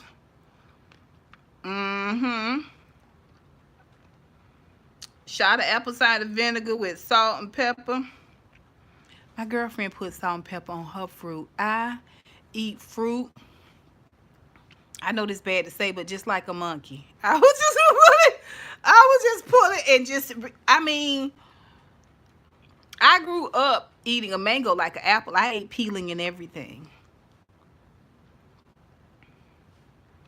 Oh, the white cherries. Yeah, those are from up north. I forget. Now you know they've got what they call moon grapes, which are good. They're a really black grape, kind of long. They weird me out a little bit, but they're a beautiful grape and they taste delicious. They're from up north. And they're growing mostly at night. And then I think the cherries that you're talking about are Rainier. That's what it is. That is a New York cherry. That's a cherry that's grown way up north, a Rainier cherry in the cold. And they are super delicious and extra expensive. Yeah, but if you can catch them on sale. White meat, everything is delicious. Now, You got your white meat peaches, your white meat nectarines. They go soft a lot faster, but they yield a lot of sugar. Um, Concord grapes. I'm starting to get back into grapes with seeds in them. I want to do. How many pairs of readers do I have in rotation? Lord, let me get myself together. When I heard Rainier, I thought Washington State. They grow up. I think Rainier is the kind of cherry that is a cold weather cherry, but I know they grow it in the northern states. So DC, that's all up there together anyway. Anyway, so yeah, that's why I couldn't do keto. But back when I was 40, I was going on a cruise for my 40th birthday, a bunch of girlfriends and I was determined to lose weight, much like I am now for my 50th. And I followed a diet that I loved so much. And I was thinking that I still follow those same principles of that diet. And it was a book called Eat This and Not That. And they also had a book called Cook This and Not That. And they showed you how to eat from just a ton of restaurants. But the greatest thing that I learned was, this is just a standard Dollar Tree plate. Of course, I got a lot of stuff on it. And there's a lip here. There's a lip. But the actual circumference, of course, I got shit on the plate. But the actual circumference of the bottom of the plate is very small.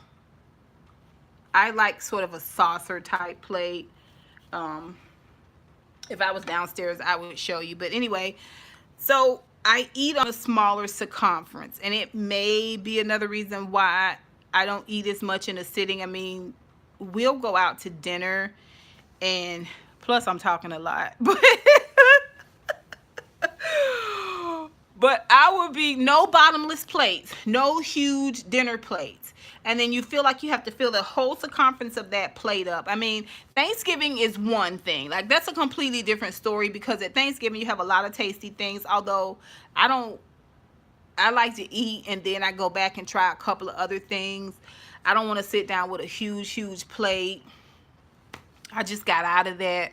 But I eat on a smaller plate. So I think the average plate is 10 inches. This would be more like an 8-inch plate. And I just eat a little bit. If I want more, I'll go back and get a little bit more.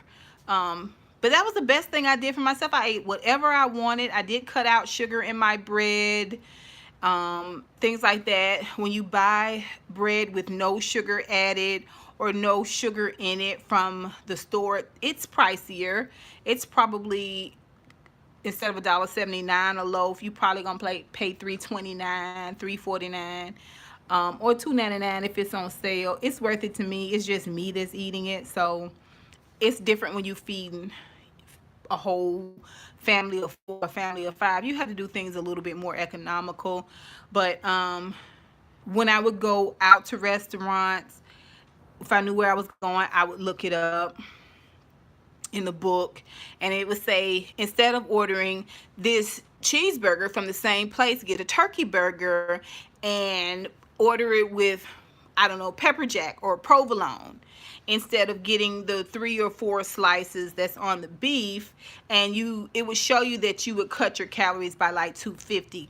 So what I would do is, if I would go places and let's say I made that exchange, I got the turkey burger, I would immediately half it. And half I would put, Persian bread. Now, Miss Janet, Miss Janice, I love a good tip. Tell me about this Persian bread. Okay? Tell me about this. What's going on with that? I want to know more about that. Okay, so is that like the Ezekiel bread? I know, I watched the Shaws of Sunset, and they eat a lot of bread. Although, they women built like black women. Now, I didn't want to say nothing, but they women built like black women. Anyway. But I I would immediately half it. I would eat half the burger, half the fries. If it didn't fit on a smaller plate, I didn't eat it at that time. I would eat it next day for lunch and that type of stuff. It's made by Sara Lee. Is it a white bread? Is it a wheat bread? Is there nuts in it? What's what? What's the what? So that's sort of what I'm following now, is that even if I get a huge salad, I half it. I only put dressing on half. The other half I might eat for dinner with a piece of chicken, that type of thing. That's what I'm doing now. Yesterday was my first day of Pilates. I actually found a really great Pilates studio not too far from my house on Instagram.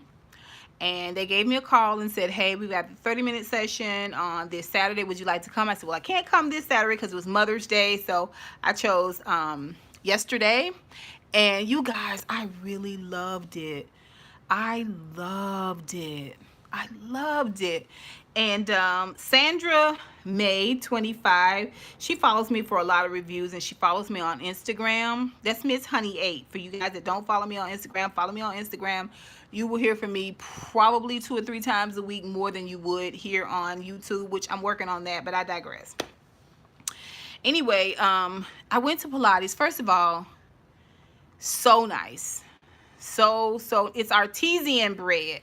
Now, I've had artesian bread. That's a white bread, the kind with the dusted top. The top's got like a little flour dusted on it. It's a thicker bread. I use that for breakfast bread sometimes when I'm making my dad an open-faced sandwich. I'll slice tomato and avocado, a little bacon with some fruit, and my dad likes that bread. It's a lot more filling, and I only use 1 slice with him and cut it in half. But it toasts up beautifully. It holds up really well to heavier items like tomato or an avocado spread, that type of thing. Anyway, so yeah, so I'm halving portions, and now I'm doing Pilates. And I tried my hand at yoga. I like yoga. My problem with yoga is that I have osteoarthritis in my knees, so a lot of mat work where you're on your knees a lot, or you're using one knee to hold up your body weight to do poses, wasn't working for me. I was end up modifying a good portion of the class because I just don't have Miss Honey 8. Yes, you follow me already, Janet. We've talked in the DMs on IG. But maybe we lost each other somehow. So if you see that you're not following me, follow me again, or ask me to follow you. I'll do it. Oh, I done sat too long in one spot. Okay, so I needed something that was going to help me build strength. I have a Peloton that I ride on the weekends. I do about 30 minutes to 40 minutes on Saturday morning before coffee. Like, I just go down and get on it and do it. Just like crush it, get it done, get it out of there. I usually don't do more than 30 minutes. One, I get bored. You know, I would ride a bicycle outside for an hour, but a bicycle inside, I'm not riding it. I'll get on it 30 minutes here and 30 minutes there, like 30 minutes in the morning and 30 minutes in the evening. But I ain't finna be on there for no hour. If my eyes was better and I could read, or I could dance on the bike, I can't dance on the bike. It's like a speed bike. So I need to get on there and do what I got to do, make the most out of it and get off. But I was worried about my strength. I knew that I don't have the upper body strength to pull myself up. Okay?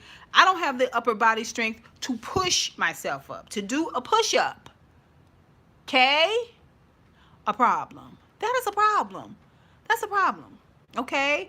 I'm out here like some cake eater. Poor defenseless cake eater. I can't even defend myself. You know what I mean? Like, if I had to fight, I could fight. But let's say like it was a girl. That probably would be a little bit different. I'd like to think so anyway. But if I had a guy grab me with 2 hands, there's this move that you're supposed to do where you're like, whoop, you hit their hands really hard and you come up, right? I would be like, won't. I said, won't. He would be like, shut up, bitch. I would be like, oh, get off me. You know? And that terrified me. If something happened in my home and I had to go out of a window, would I even have the strength to lower my own body weight down to the ground? I don't think so. I just started thinking about that. And I was like, I don't like feeling like I'm weak. I don't like feeling as though I'm getting soft. You know what I mean? And this comes along with being sort of a a person that stays to themselves. And I'll tell you what started me to thinking about it. Matthew, you and I were talking about um, the fact that I'm actually a bit of an introvert. In You broke your elbow as a kid. Now see, I've never broken a bone, and I feel like I should knock to that. I know that knocking don't count for nothing because we don't believe in that. We children of God. But this like the second or third time somebody's mentioned breaking a bone, and I've been like, I don't I've never broken a bone. Anyway, that's superstition. Don't worry about that. Covered by the blood. Okay, so listen. I've never broken a bone, but Matthew, you and I were talking about in the DM the fact that I'm actually an introvert, and that surprised you because I guess I seem more outgoing on screen. And I mean, here's the thing. I am an introvert, yes. Or really, I never broke a bone. No, really, I've never broken a bone. And yes, really, I am an introvert. I could come home on Fridays, and as long as I got snacks, which means my fruit, little protein, some tortilla chips, some wine. I'm off wine right now because I'm watching my carbs. So if anything, I'll have a 15-calorie lemonade with some vodka. Because and I drink a very low sugar alcohol.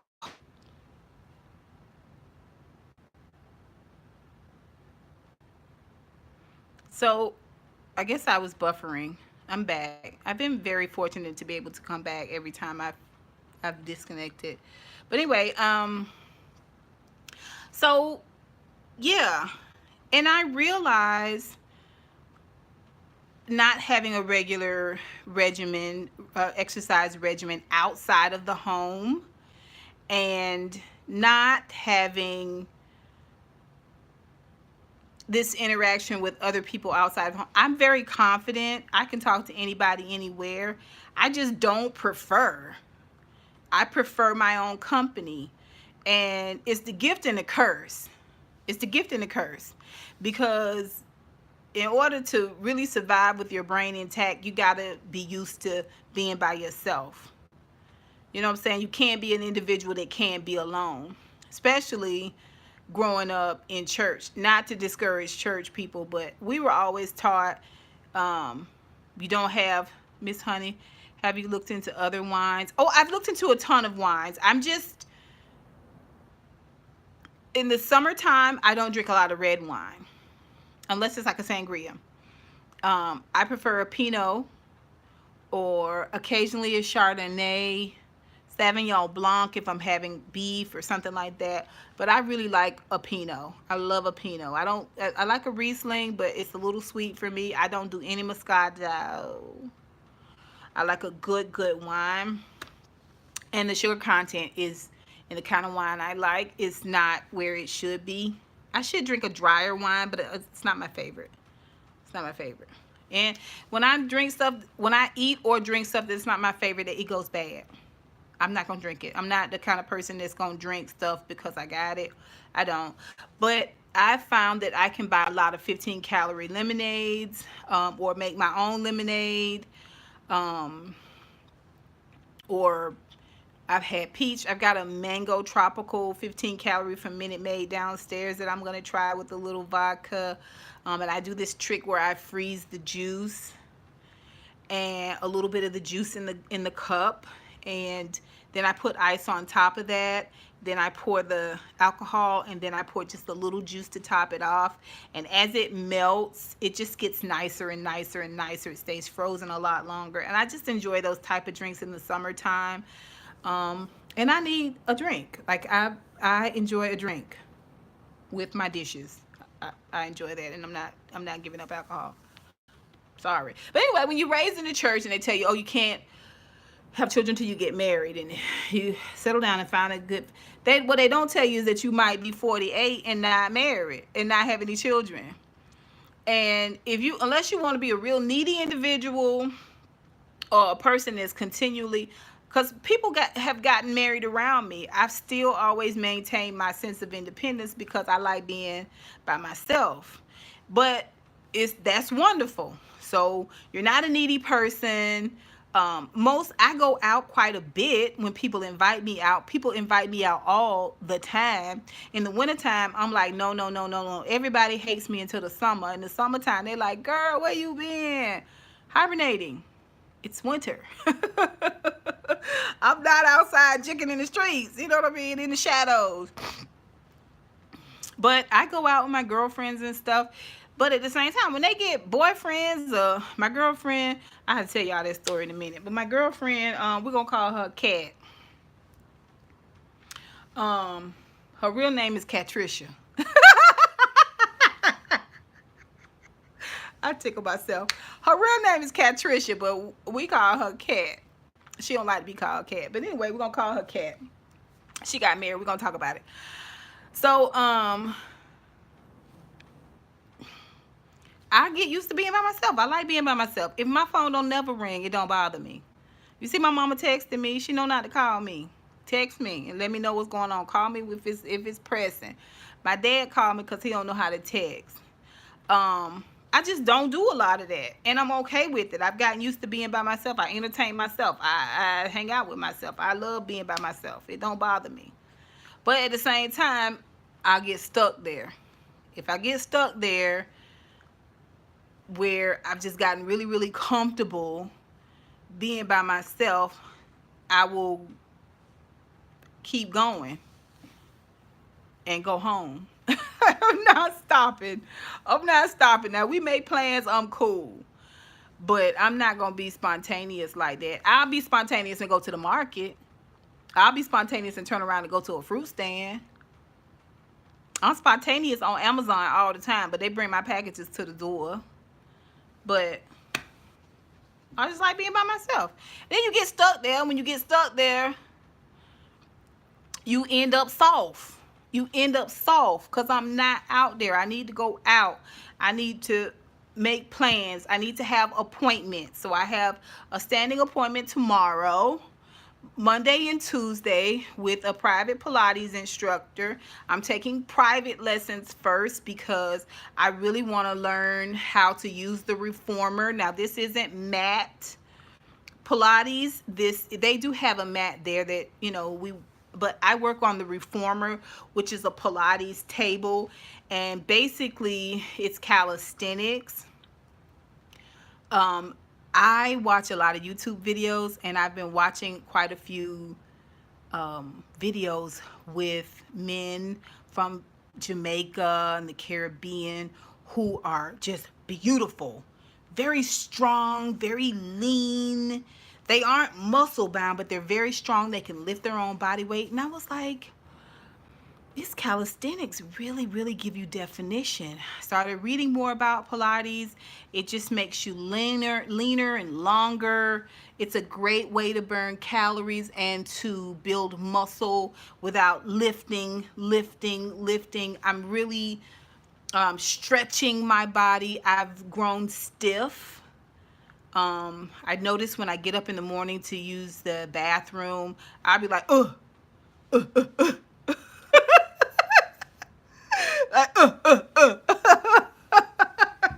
then I warm up good. I'm just like, oh. But I feel it. I feel it now. I don't like that. I like feeling strong. That's a huge part of my confidence, is feeling strong. I don't like a lot of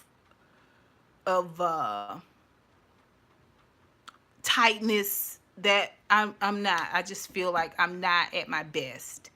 And it really is just when we were talking about that, Matt, it just I was talking to you like at the same time I was talking to myself. I was like, you know what? It's time for you to get up and move your ass. Get up and move your ass. You like this? Go out and find people that do that and engage. I need to be just I need to be out. I need to be moving around. I need to be matriculating. I need to be getting stronger. I need to be with people who the girl that's teaching having me that's doing my private Pilates sessions. She's also a physical therapist. So I heard her tell somebody that. So I'm gonna baby step her in the I'm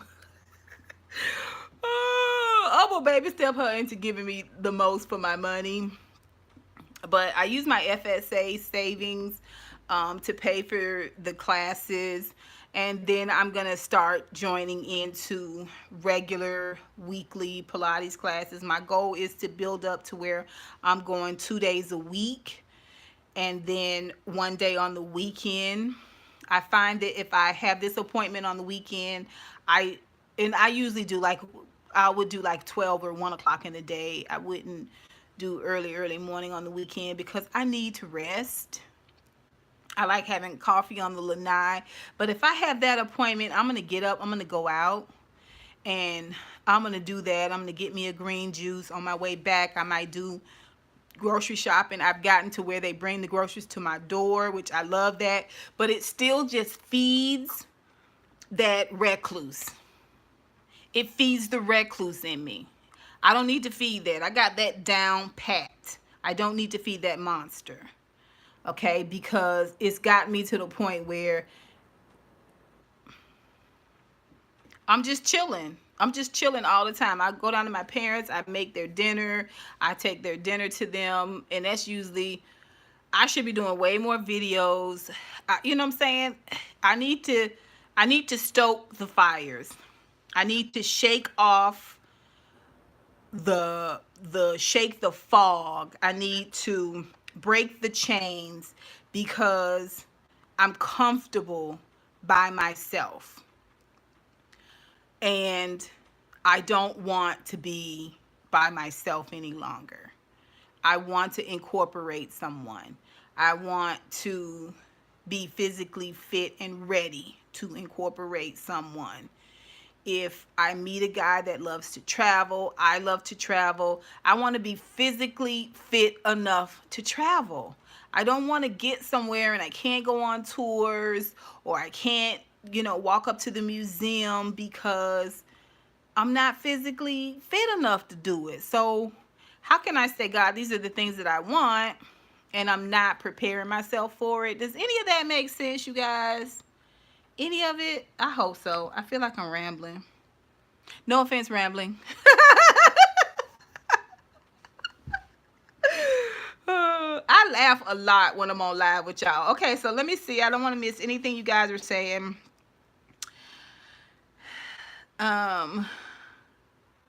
Ladie, I love you. You always encourage me. I've never heard that story, but I'm curious how you broke that elbow. Are you talking about? Yeah, the elbow is a weird bone to break, isn't it? Did you just fall and you hit your elbow? I don't know. You greet everyone much an introvert, an extrovert. Hey, Miss Honey, this is from Ladie. You have to look into the other wines. I know a lady on keto, and she has glass most days. I think it's dry white, if I remember correctly. Yeah, it's dry white. I'm not a dry white fan. I'm just not. I've tried it. Caucasians love dry whites. They love a dry white. Love a dry white. I can't. It's not my favorite wine. In a pinch. When I go to a restaurant, I'll take a dry white. But I suffer through it, darling. I suffer through it. I like my fruit notes. I love fruit. But yes, it's dry white. I have to go. Oh, Cat Harlem, enjoy the rest of your weekend. Thank you. Thank you so much for your input and your support. I appreciate it. I hope you have a wonderful, wonderful rest of your week. And thank you so much for stopping by. Moscato is too sweet for me. Try those sparkling waters too. I like the sparkling waters, but they not as much fun. Now, I like a little lime in them, a couple of fresh cherries. Mm. I, you know, that LaCroix is a devil. My mom used to drink that LaCroix when she was on chemo because it was the only thing that she could drink and stomach. But we got so much LaCroix at my mama's house. It's got to be old by now.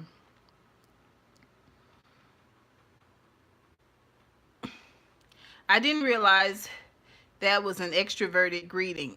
What do you mean? The Miss Honey is an extroverted greeting? I guess.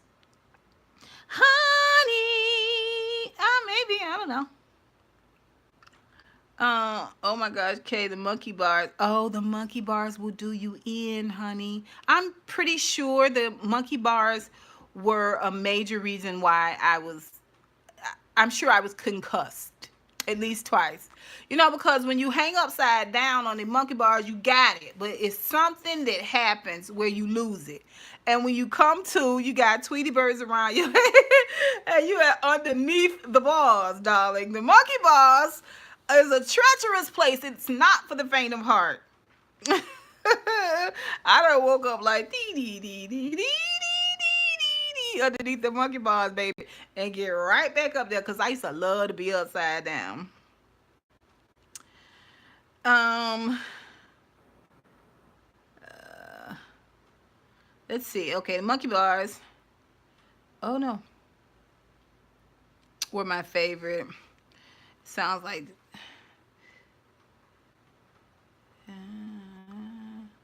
It makes me think of someone becoming a storyteller. I owe Ramrose a story, as a matter of fact. And I made up a really good one the other day, but then I realized it was so angry. It was about the abortion laws in Georgia. I had a I had a whole female character, but I realized that is an angry little story. And it was kind of violent, brutal. I had to rethink that because sometimes when I get in my emotions, the inner Miss Honey, the inner Miss Honey will scratch your eyes out. I will love you. I will give you a kidney. I will do anything I can do to help you. I will encourage you. But if you push the inner Miss Honey the wrong way, I will scratch your eyes out. It was an angry little story. I'm gonna have to revamp that. You've been stuck for a while, Matt. Yeah, we talked about that. It's very easy to do. It's very easy to do, especially if you don't need other people for a whole lot. It's very easy to do.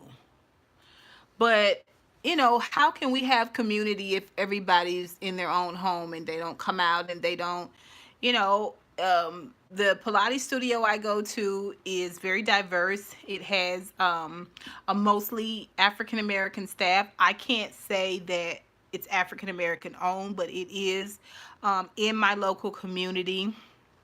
I'll go next door, and there is from the Kale Me Crazy chain. There's a black owned Kale Me Crazy chain there. I'll get a smoothie from there. Right around the corner is a Kroger grocery store, and it has a ton of ethnic products because the community that's around it is mostly um, Orthodox Jews. So they have a lot more ethnic products than the average Kroger. I enjoy that Kroger. They've got some really good olive tapenade, some beautiful veggies and fruit. Um, their bakery could be a little bit, but I'm not supposed to be doing that no way. So, let me see. Let me see. Let me catch up.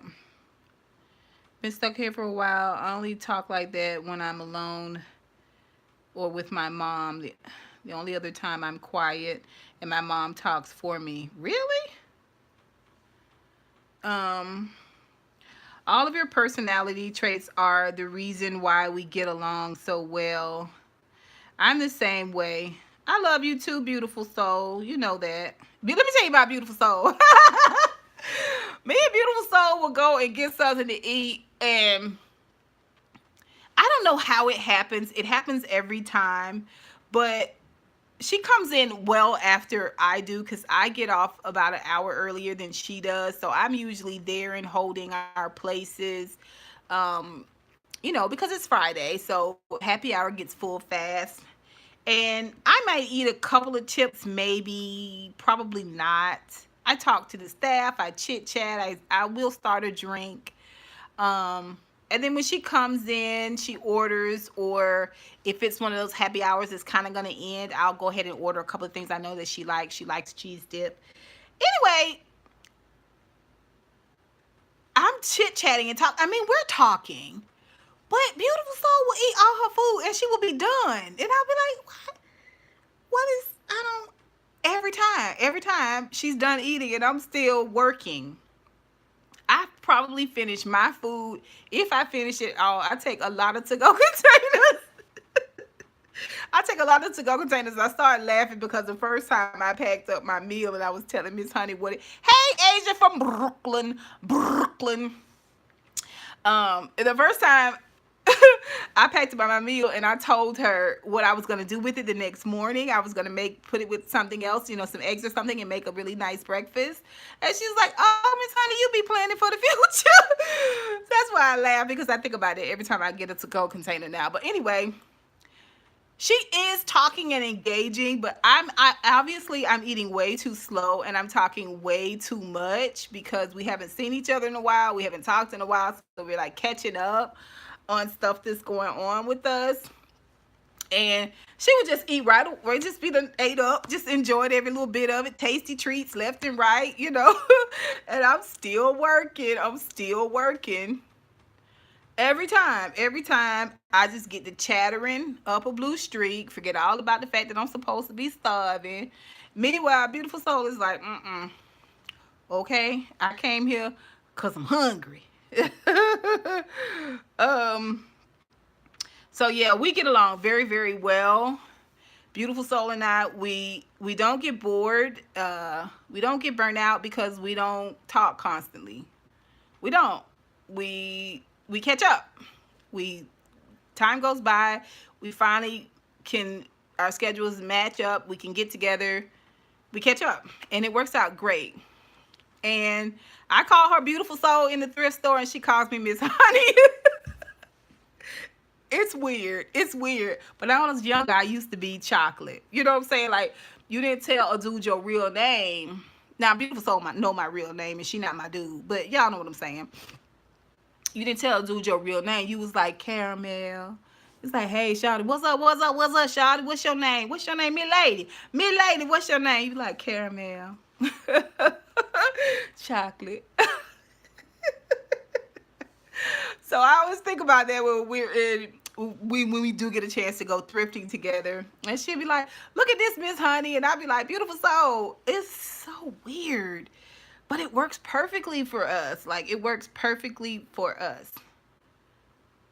It helps to have your own life and to be busy too, but it's really great when you meet somebody and they can just fall right into your own, non-judging. Um, don't bother me. You can call, but most times I won't answer. Now I'm gonna check on you. I'm gonna see how you doing, and best to leave me a message. But if somebody call me back to back, I'm gonna call them back because something's going on. Everybody know you don't call me back to back. Don't do that. Don't do that. Don't call me back to back. Um, Getting on live is addicted for me because it kind of forces me to be social.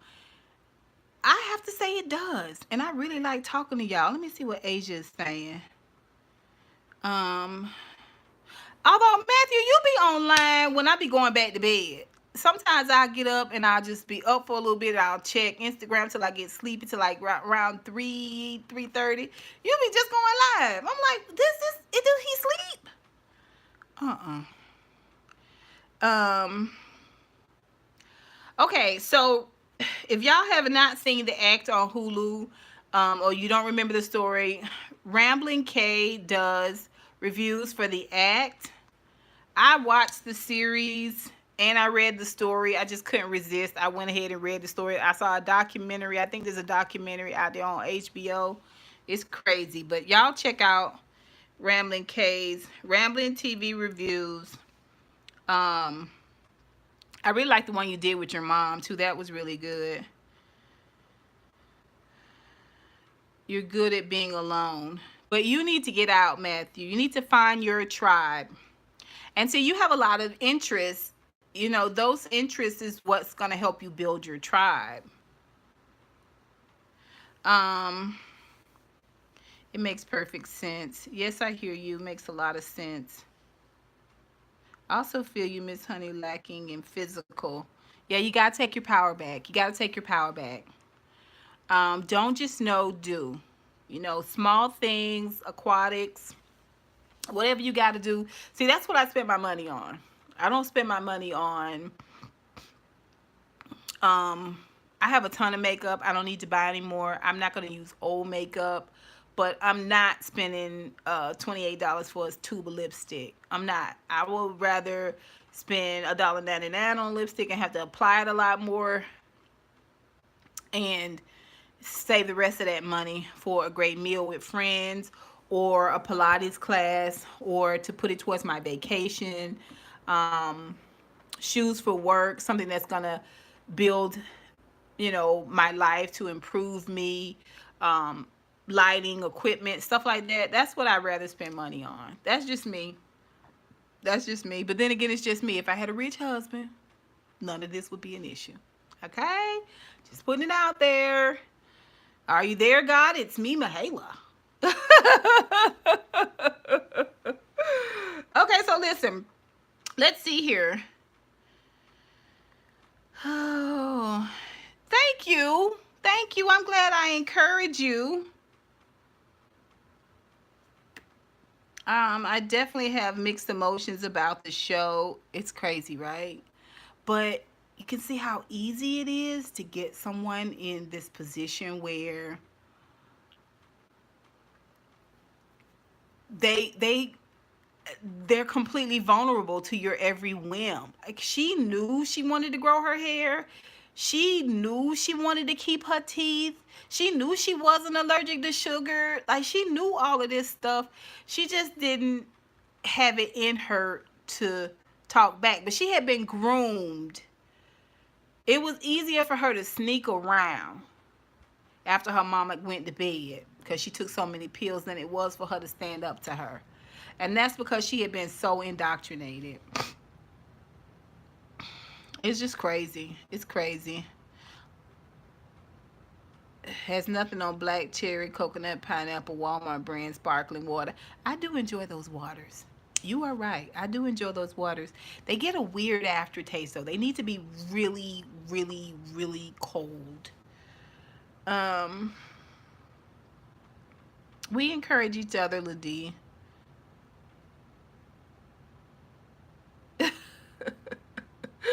She's Caucasian. You guys are funny. I I owe me a story too. It's one of those things you have to be in the mood for. And the things that people love about me comes from me being passionate about something. If I'm not passionate about it, you're not going to like it as much. Um, the things I love doing, like I love talking to y'all. And the thing about it is, people really do like me. I don't know why I hesitate. I guess because I feel like that's boastful. But people really do like me. They don't understand why when we're together, they have such great fun and we enjoy each other and I'm funny and I'm spontaneous. It's because I'm having a good time. Like if I didn't want to be with you, hang out with you, I wouldn't hang out with you.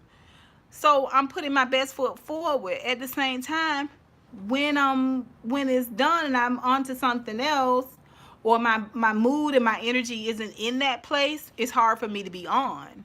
It's hard for me to be on. I I could sit with myself and not speak. I mean, I don't have to talk to anybody else. I don't have to ask anybody else's opinion. It's just easy to do. Let me see here. I used to laugh. I used to say my name was Rain. Oh, Rain. Okay. When I didn't want to give my name, that used to be the thing. You didn't give your name to people like that, like especially dudes you didn't know, because you didn't want them to. And I'll tell you something else too. In my 20s and 30s, I've only just now started stop doing it because I hang with a different ilk of people than I did in my 20s and my 30s. But we never gave the dude's name. We would get a dude a nickname. So we might say, I went out last night with who? The truck driver? Yeah, girl. Yada yada yada. Okay, well, what happened to the banker? What happened to the accountant? What happened to the dude? You know what I'm saying? You didn't get a name. One, when I'm not dealing with a dude no more, I didn't want to talk to him no more. Or it ended wrong or something like that. I don't want to hear his name. I don't want you to keep calling his name. Like, nah, But what happened to the accountant? That's over. That's done. You sleep, but your schedule is weird. I always miss Matt. I always catch the replays. You're welcome, honey. Queen of Crazies! Honey, what is going on with you? You eat the weirdest things. I am like, what? Don't eat it. Don't do it. But you're always like, ding, clink. I'm like, well, maybe. Then I'm like, you take one for the team. Now I'll tell you who else takes one for the team. Duran. Duran does a lot of taste testings too. He takes one for the team, honey. Some of those chip flavors he be eating, I'm like, ooh, your booty hole gonna be burning. Um, the act is very relevant, and I think a lot of times people forget just how vulnerable the human psyche is, especially compared to how you were reared, how you were raised, how you were talked to. If you had overbearing parents, a lot of times when you're seeking a safe space, you seek people that are overbearing because that's familiar, that's comfortable, it's the devil right? Um, Me, I like people that give information. I like informative. I like knowledgeable. That's why I love people that give advice and helpfulness. And it's one of the reasons I love YouTube. I always say this about a lot of the beef dramas that's going on YouTube is that I look at it this way, and it's just me, my personality, how I was reared. I don't look at people coming to me every day to talk about one particular person or one particular incident as entertaining. I feel like you holding me up. Because if I knew that person in real time, that content creator who was beefing with another content creator and they was going back and forth, if I knew that person in real time and they came and rang my doorbell every day and wanted to talk about Liz and the fact that Liz don't put her garbage cans out. Like, every day you going over this with me, and remember that time when she pulled the box out and she left it too close to the curb? Like, every day I be like, girl, get over that. What is you talking about? You're not finna hold me up every day with this bull crap. No, no, no, no, no, no, no, no. Then we talk about Liz from 2 doors down yesterday. Wasn't you over here for an hour discussing that? Then you ring my phone 45 minutes. No, no, no, no, no. No, no, no. So if I wouldn't do it with somebody in real time, I'm not doing it with you online. I'm not finna sit on line with you and you talking about the same chick you was talking about yesterday, the same duty. We can't keep going over that. That's like throwing up and eating it. At some point, you got to take your power back and move on. But that's my train of thought. There are a lot of people out there who feel like they're being a listening ear.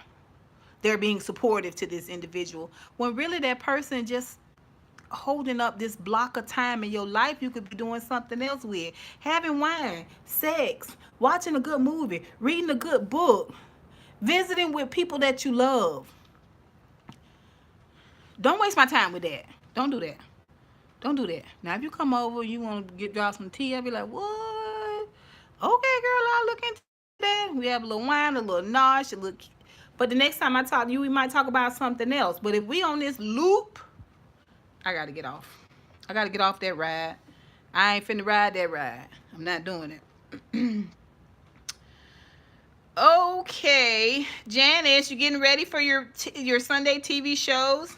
It's always good to see you and talk to you too. I'm gonna get off of here. I've talked long enough. Hopefully, I will be able to allow this live to upload. The last live I did was so good. We had such a good time, and I just got confused some kind of way. I thought the video was up, but it wasn't. It was still loading, and when I went to delete the what I thought was the second video was actually the real video, and I deleted the live. It happens. It happens a lot. But that just means God wanted us to talk right here, right now, and it's not for everybody. That's what I had to tell myself. Because I was like, rack 'em, rack 'em, rack 'em, rack 'em, rack 'em. That's cussing, old school cartoon cussing. Y'all remember Yosemite Sam used to take his hand, rack 'em, get 'em, burn, turn it, get 'em, burn. I was very upset. Let me see here. Let food stop your mouth when you're talking a lot. Ooh, you went back. You went back. I used to borrow those books from the library. Eat This and Not That. Fast food editions too. They came in handy. No bottomless plate. I went way back up, didn't I? You guys are such good conversationalists too. Let's see here. Let me go down. Moscato's too sweet. LaCroix is nothing. Let me see.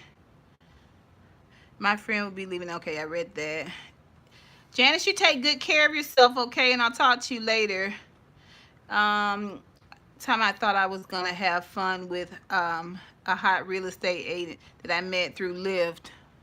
This sounds like a Lifetime movie. My best friend and I still don't give names.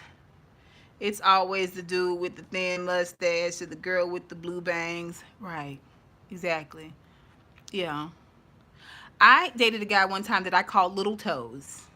He had short, fat little toes, and I called him Little Toes. It was funny because I actually dated him for a little bit, and my friends had to catch themselves. We know we would all go out like as couples or meet up for like barbecues and stuff. They'd be like, "Girl, is that Little Toes?" That's him, girl. That's Little Toes. Then, of course, after y'all break up, you be like, with his little ass feet. If you don't get your stumpy little Vienna sausage feet up out of here, you know what I mean? It's cute at first. It's all fun and games till somebody gets hurt. Let's see here. Who eats the hot stuff? Duran eats the hot stuff. Duran eats super hot chips.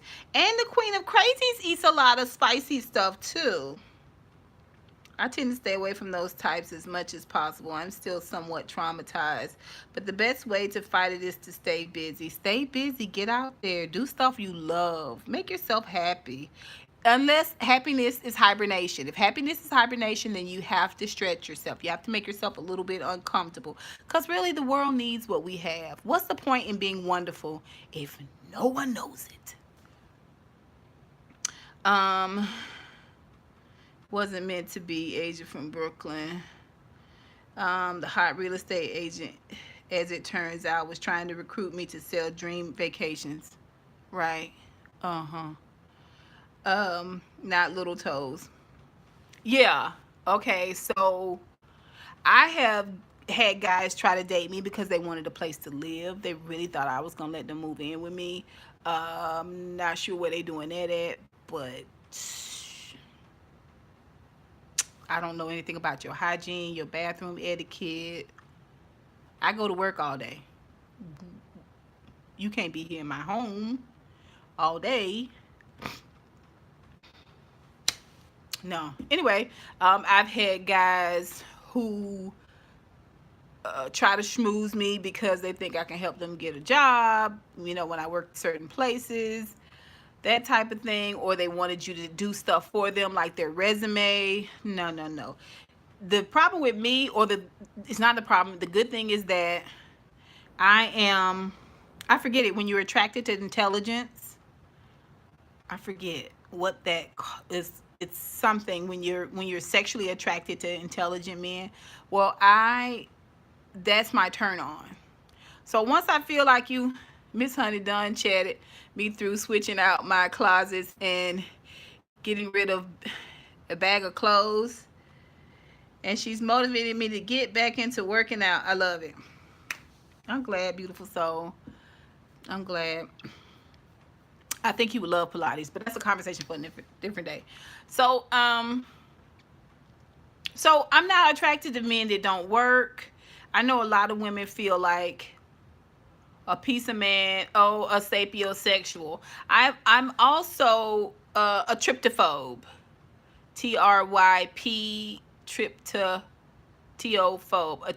I have tryptophobia, which patterns and textures make me kind of nauseated.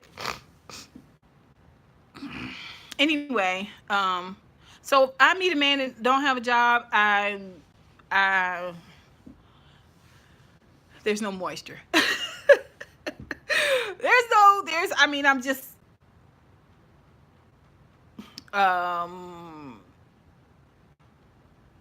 and I also think I'm just older now. I'm just wiser now. I'm just not attracted to a certain type of individual. I want somebody, that's well rounded. I want somebody that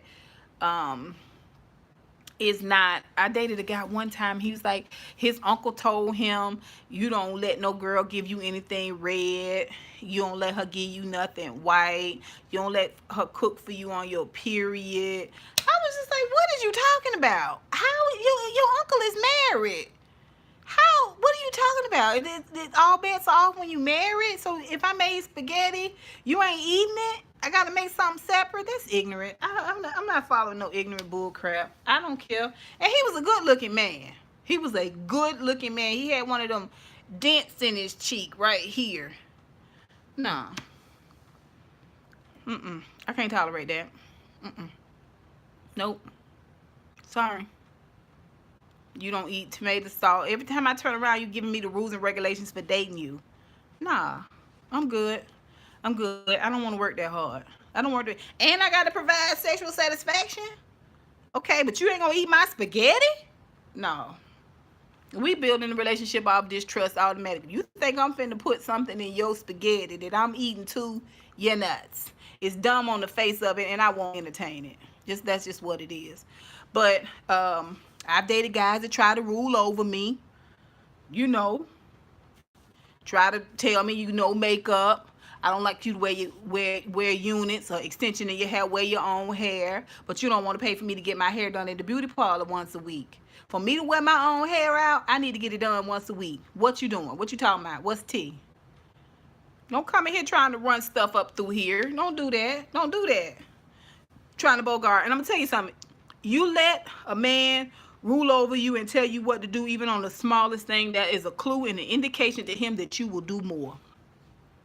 That you will do more. Now, mind you, I'm single. I've never been married. I've been asked a couple times, but I've never been married.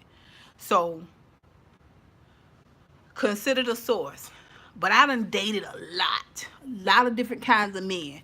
And I'm telling you, a man that is controlling, if you let him rule over you even in the slightest, for the smallest thing, he will take that inch and he will create a mile on your back. I promise you.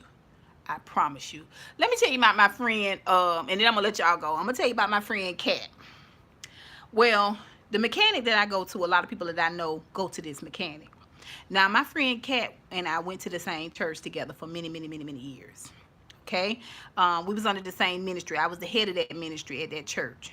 We became very close. We're good friends. Every year, I put Cat's Christmas decorations up because I happen to have spent a little time as a event decorator. I like special event decorating. Coming up, my kids, I always did everything up for Christmas. Y'all know I call my niece and my nephew my kids, and my best friend's kids my kids. Anyway, I always did it up. I made Easter baskets. I'm just into that. I'm crafty. I'm over the top. I'm extra. I like things nice. So every year I would go help her put a Christmas tree up, and that's how we became good friends. Was I gave her a tree because I used to work at Rich's a long time ago at the end of the season sale. Because I did events, I would buy up all the Christmas trees. So I had trees just laying around, just tons of trees in storage and stuff and all of that. It's the whole reason I drive a truck, and I had a much larger truck and my own business and all that stuff. But that's a story for another day. But that is how we got connected. We just became close. At the time, she was dating a dude. And the dude really wasn't shit. Like, she dated him back in the day. And at the time she dated him back in the day, he was married. But this was back when she was a younger person. He was a lawyer. He had since gotten cancer, survived cancer, recovered, and gotten divorced. And he was dating her at the time that I met her. But she wasn't really happy necessarily with the dude. And something was going on, but at that time our friendship was a lot newer, so I didn't know what was going on. I just know she was just a completely different person when he came in. So one thing led to another. We ended up becoming really, really close, and I helped her basically sit the dude out. You know what I'm saying? Get rid of him because he was being physical and verbal, and it was, he was being verbal to me, and physical, at least to my vehicle. He would flatten my tires and just real stupid stuff. He flattened my tires twice. Anyway, so I helped her sit the dude out. She went on to date another guy who was really, really great, an African that grew up in England, and he was just great. He was a younger man. She really liked him. And my friend Kat just turned 60 last year. May 27th this year, she'll be 61. But she looked great. Like, she's thinner than me. Like, she's a bad mama jamma. Been on her job forever. Love her. She's got a son she had at 40. He's graduated. All of this. Like, she's traveled. Just a really wonderful, jazzy, well-rounded individual. Like, you don't have to put up with this bull crap, okay? So, somebody coming in. So, she invited this guy back in after the African guy left and did his thing. Of course, he was a younger man, so he just, after she taught him everything, he went on. I dated off and on at the same time. Like our friendship evolved. Eventually, I moved to Florida, and because I was gone and I wasn't there to hang out as much, she went back to the dude, the lawyer in the beginning, the one that was getting physical, the one that had cancer, the one that was now on drugs. Now, I thought he was on drugs, but I didn't know, and it wasn't something I could necessarily broach with her. I thought more than anything he probably was drinking way, way too much. Meanwhile, he don't have a pot to piss in or a window to throw it out of. So he around her house all day. She buying packs of cigarettes every day and bringing him slit malt liquor and all this stuff with her hard-earned money. You know what I'm saying? On off pay week. Now you want to borrow 10 or $20. Really, girl? You been on your job almost 30 years. You ain't got 10 or $20? That means somebody eating and drinking your 10 and $20. You taking care of this man. Okay? I've always been this type of friend. I just let her know. But she wanted to be with him, and he had slashed my tire now for the second time, so I just let her know. I was like, listen, I don't mind hanging out. I don't mind us being friends, but I'm not going to be able to come to your home. Because when I come to your home, then this dude acts out of pocket. And see, my people, I may be weak, but my people ain't weak. Like, my brothers would go over there and work him over. I didn't want to do my friend like that. I didn't want the situation to blow up, so let me just remove myself. Anyway, she took it like I was putting bad mouth on her. Like, I was saying he gonna end up killing her, and I didn't want to be. I'm not saying he gonna kill you. I'm saying if that's what you okay with, that's fine, but I'm not. Because I done help you sit this man out. You done brought him back. Now the man's on meth because he done told you, confessed that he was on meth when you had to go get him from being locked up. Okay, so he done cracked her eye. And I said, girl, what happened to your eye? What they do to you? I thought she got her eyes waxed or something, and maybe they burnt her. But that was a gash in her eye, in her eyebrow. I was fit to be tied. He took her brand new phone and wouldn't give it to her. Her and her son had to leave and drive around the perimeter. Oh hell no, meth girl, meth. The man used to be a lawyer. Anyway, finally, months and months and months and months and months later, after he done took her phone, he tell her where the phone is. He dropped it in the bushes by the mailbox. She been driving back and forth around her new phone, and she done got a different phone by now, but he never even told her. Anyway, so she finally got him set out. This him coming over there after we done set him a second time. She thought I was putting bad mouth on her, and I was just like, you know what? I'm not going back and forth with you. I thought I was very, very clear about it. We just gonna move on from that. Raphael, will you pull that door too? Would you mind pulling my door too? Anyway, so I just had to pull up. I just had to pull up. Anyway, so I also went down to Mississippi to take care of my mom's godparents and just help them out. They took my mom in when she was young and gave her opportunity and a chance, helped her get through college, all of that.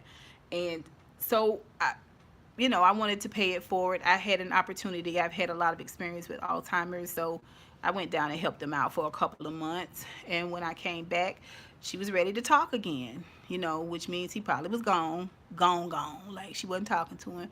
And it was just hard for me to warm up because the way she did it, I didn't like it. She just showed up at my house and she knew my dad had dementia and she taught my dad into letting her in. It was just weird. It was weird. So just a note, if you take me there, it's not pretty. Anyway, some things were said. And it hurt her feelings. Well, she also had been diagnosed with cancer. And so she was coming to tell me. I was so angry. I was so angry. I was so angry. I was so pissed off at her because I felt like when I was trying to help you and be your friend, you was pushing me. Now that I've gone on about my business and just living my life, taking care of my parents now, and just figuring out things for myself. Now you got cancer, and because I'm the kind of person that would move to take care of people I love, I will stop doing. This is why when I y'all may not know Min Pam. Y'all know Min Pam did a video, A View is a View, where she was talking about everything she was going. I knew Min Pam was telling the truth. I never thought Min Pam was lying. Because I know what Min Pam talking about. I'm that person in my own family. So I knew it. And I think this dude wasn't going to be there for you, but I was going to be there for you. So now you want to start calling me again and talking to me again and hanging out with me again now that he's gone. That's another reason why I don't spend a lot of time hanging out with people that need me, because I know when they get what they need, then I'm going to be third, fourth wheel. And I have to be able to hang out with myself, or else I'm going to feel some type of way about the fact that you'd rather be with this dude, even though he's mistreating you. There's nothing wrong with her being with that dude and getting married and nothing. I don't bemoan anybody that opportunity. It's just that you one kind of friend when you ain't got nobody. You a different kind of friend when you got somebody. But I accept her. And the good outweigh the bad. But you just caught me at the wrong time. You caught me in the wrong place. The way you weaseled your way into my home. My dad was there. My dad answered the door. And you lied to him so he could let you in because you thought if I came to the door. I didn't like that. It put me in a bad place. I don't play about my mama and my daddy. I don't bring my outside stuff in with them. And I didn't like the way it was done. Anyway, some things were said. And I went on to did what I needed to do. I went on living. I didn't go and help her. I didn't go sit with her. I didn't go when she had her breast removed. I feel bad about it now, But at that time, I was so angry and I was so frustrated because I felt like when you get a man, any man, you cast me down. And when I need to talk and I need to deal with, you want to cheer me up. Yeah, you want to cheer me up, but you don't want to hear me out. You deal with the happier side of things. And I just was over it. Like I it just anyway, I just got to this place where I felt bad about it. It was something that God was continuing to bring up to me. Like, we're really close. My parents was asking about her. My siblings was asking about her, just seeing how she was doing. So we reconnected and we went out. It just wasn't ever the same again. Like how close we were, it really wasn't. Mainly because I really was angry. I said some things that I should not have said. And if I'm not mistaken, I I got her with the one arm under the limb and walked her out of my house. Like I'm a whole nother beast when I'm not feeling it. When I'm mad, when I'm upset, I just try not to do it. I said some things I should not have said. When she texted me later to tell me that she had cancer and she just wanted me to know, I didn't believe her. I thought she was just trying to get me to come and be her friend again after I felt like she treated me so poorly and just discarded me. I didn't believe her. I said some things I shouldn't have said. I felt bad about that. I think she felt a type of way because I'm a really good caregiver. She lives 2 streets over. Her sister moved from California to take care of her, which it brought them closer. But I really think she thought I was going to take care of her because before all of this, I would have. I would have moved in with her. I would have taken care of her because that would have been my number one priority, was making sure she was okay. You know what I mean? She's been a good friend otherwise. I was angry. I was angry. But I said some things I should not have said, beautiful soul.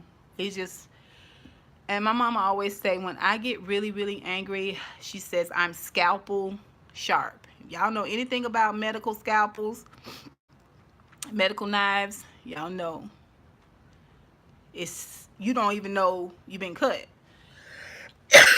until you look down. It's like, what is that? Is that my liver? Anyway, so we would go out and have food, Mexican food like we did before, and hang out and stuff. And I'm big on festivals in the summertime, but it just wasn't the same. Like, our conversation wasn't the same. It wasn't. I've been gone for a minute, but I was acutely aware of how much more she was drinking. And it was weird. It was weird. Anyway, so for her 60th birthday, we had a huge dinner she threw for herself. We all got together, a whole bunch of her friends from different places. I mean, she's quite a bit older than me, so she knows a ton more people. Really great friend. Kat is a great person. Great person. Like I said, very jazzy, very trendy, very just a really great person, very social. But Kat has to have a man. She has to have a man. She has to have one. She'd been married 3 or 4 times before this. Never did marry the meth addict. But I just don't be on the crawl like that for dudes. Every weekend she wanted to go out. I meet men in the grocery store. I meet men at the red light. I talk to people. I don't want to get in 4-inch heels and be out every weekend. I just don't want to do it. I don't think it's a good idea to be seen in the same places every weekend either. But anyway, well, she called me a couple of times, but at that time my dad had a light stroke. So we went out, we tried to rekindle and all that. She called me a couple of times when I was at a really busy place and I couldn't call her back. But if she was calling me to go out, at that time her friend Pauline and her husband set her up with a dude, okay?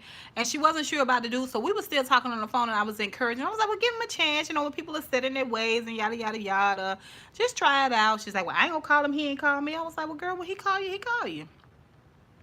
Don't sweat it like that. Don't pressure him like that. Just enjoy yourself. If nothing else, you get a great dinner. Well, she agreed. It was great. Well, she called me a couple of times. Like I said, my dad had a light stroke, so I couldn't really like drop what I was doing to call her back and all that. Like I was in the trenches of things, and so we just I'm not a big caller, and I think she felt some type of way that I didn't answer the couple of times that she did call me. So we just stopped talking. But I figured things worked out with the dude because this is how it always was. When she was in good with the dude, she didn't call me as much. She didn't want to go out as much. So I figured this is what was going on. I just kept, moving on through my life. So, like I said, I know a lot of people that go to this mechanic because he's a great mechanic. He does all my cars, my family cars. My sister bring her car up from Florida. She does this car. I turn her on to it. She loves him too. So I'm in the mechanic shop. This is like 3 weeks ago. I was getting my rear axle done. And I was just sitting there chit-chatting and talking to the guy that owned the mechanic shop. And she came in. And when I saw her, I called her name. Cat Tricia. Oh my gosh, how are you? Because I had just told the lady how much I love the place. I bring all my friends and family, and I had mentioned her, the person that lived 2 streets over from me. This how close she is. She used to walk her dog past my house. I mean, we was close. Okay, so um and she just had a way about her. It was something about it that was different. So I kept talking. I kept being pleasant, but I was checking it. I was checking it. I wasn't sure what it was, but I felt something. I'm not sure what it was. I'm hoping y'all can help me flesh it out. Well, my mom, like I said, my parents loved her. And they always ask about it. Have you heard from Cat Tricia? When the last time you seen Cat Tricia? So I said, I ain't worried about Cat Tricia. Cat Tricia is fine. Um, she probably just got a man because she get ghosts when she got a man, right? So she comes in, she tells the guy what she wants, and she says, I moved my stuff so she can sit next to me because I think we're going to sit and we're going to chit chat and we're going to catch up, right? She's like, no, she got to go because her husband's daughter had a problem with her tooth and they were going to take her to an emergency dentist. I was like, oh, I didn't blink. I didn't flinch. I didn't flinch. Because the way she dropped husband made me kind of sort of feel like it was like husband, like husband. See, I don't know. It was just her energy was different. I'll tell you what her energy reminded me of. If you ever been in church and you've been around a bunch of married women and you the only single woman, they just treat you different. They just treat you different. They treat you like they got to keep an eye on you. You got to stay with them. You can't talk to none of the men folks. None of the men folks can't talk to you. You can't get gone for a few minutes. If they husband gone and you gone, they checking to find out where you are and what you doing. Like they just be on you. And everything they say is prefaced around the fact that they got a husband. Like you'll learn when you get married. You will understand when you get married. That's because you don't have a man. You don't have children. Like it's just a way that they talk to you that makes you feel like you slightly less than because you haven't snagged a man. Okay? It could be perception. Y'all, I don't know. Y'all tell me. Anyway, I just kept going. I was not going to flinch. I wasn't going to budge. I've been here before. I've been in this rodeo before. Well, people try to make you feel inferior. I don't do that. And I said, well, what's going on? What happened? She said, well, I mean, you know. I said, now, this is the person that Paul Dean set you up with? Yes. I said, oh, okay. So he finally called and she was like, yeah, well, we just ran off to Vegas and get married. Well, she from Vegas. So I figured she ran off to Vegas because her dad lives there and his new wife. And her sister lives in California. It's right up the road. So that didn't bother me that she ran off to Vegas to get married. But it was just the way that she was delivering it all. Like, like she had arrived. Like, I don't know. It was just, she was, she was slightly haughty. She was slightly it was like she was better than me. It was the way she was delivering it that pissed me off. I never let on to it. She said, "Well, do you want to meet him?" I mean, she must have said my husband a good 15 times inside the mechanic's place. So I was like, "Oh yeah, sure, sure, sure, sure, sure." So I go out to meet him. He's an average guy. His name is Willie. I'm familiar with those names. I grew up in the country. I know it's country. And he wasn't saying it like that, but you could tell he prides himself into being a funny guy. And so a lot of men use humor to take control of a situation. I mean, he's meeting a friend of hers. I don't know if she's talked about me before. I would find it difficult to tell someone that I had married, to not tell someone that I had married about her because she was a huge part of my life. So I imagine she did talk about me to this guy. Um, I don't see that was, I just think he's one of those guys, he's part ham, part probably jerk, always got a joke. They don't ever have like a direct or sincere comeback. It's always a joke, joke, joke. He's one of those guys. And she said to me, I says, "Yeah, he's funny." She said, "Yeah, he prides himself being a funny guy." I can tell he's not everything. The way she said that, I know my girl. I know my girl. But I said, "Kat Trisha, are you happy?" And she said, "Yes." I said, "And he takes good care of you?" And she said, "Yes, he does." I said, "Well, that's what's important." Again, I wasn't upset. Um, I was surprised that you call me for margaritas, but you don't call me to tell me that you're getting married. Was odd. Maybe she did tell me. Maybe it was on the voicemail, but because I'm an introvert, I could have missed it. I'm giving leeway for all of that. But that, my husband, my husband, my husband, my husband, my husband. So I'm talking to her, and are you happy? I'm happy. I'm not. Are you? Does he keep you? He does. Okay. Woo woo woo. Very deep gash. Okay. It is healing open. That's how deep it is. It probably should have been stitched, but it's healing and it's still kind of open. I say, because this is the kind of friend I am, I say, "Katricia, what happened to your finger? What happened?" And she says, "Oh, I don't know, probably drunk, half drunk, cutting the lime." Well, I thought, honey, you're married, which is what you wanted. Always have to have a man around. She's able to navigate that life. I can't get married unless God sent him expressly for me, and I know it. And that may mean that I never get married, but she's the kind of individual that can get married. This would be her fourth husband, and she could live within those parameters. She could make herself smaller for him to be bigger, or she could make herself bigger to overshadow his smallness. Like, she's completely flexible in that place. I'm not. She had a lot of pride in being married, and I think what I was feeling was her way of saying, "I didn't need you.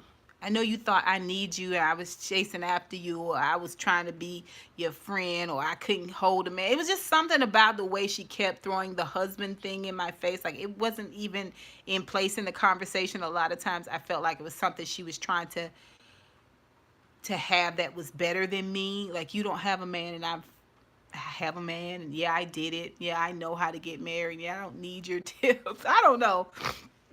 It just was weird the way she kept saying it, like it was a little tiny dagger. It's just like, bloop, Mary, bloop, bloop, bloop, Mary. But when I saw that gash in her finger, I realized,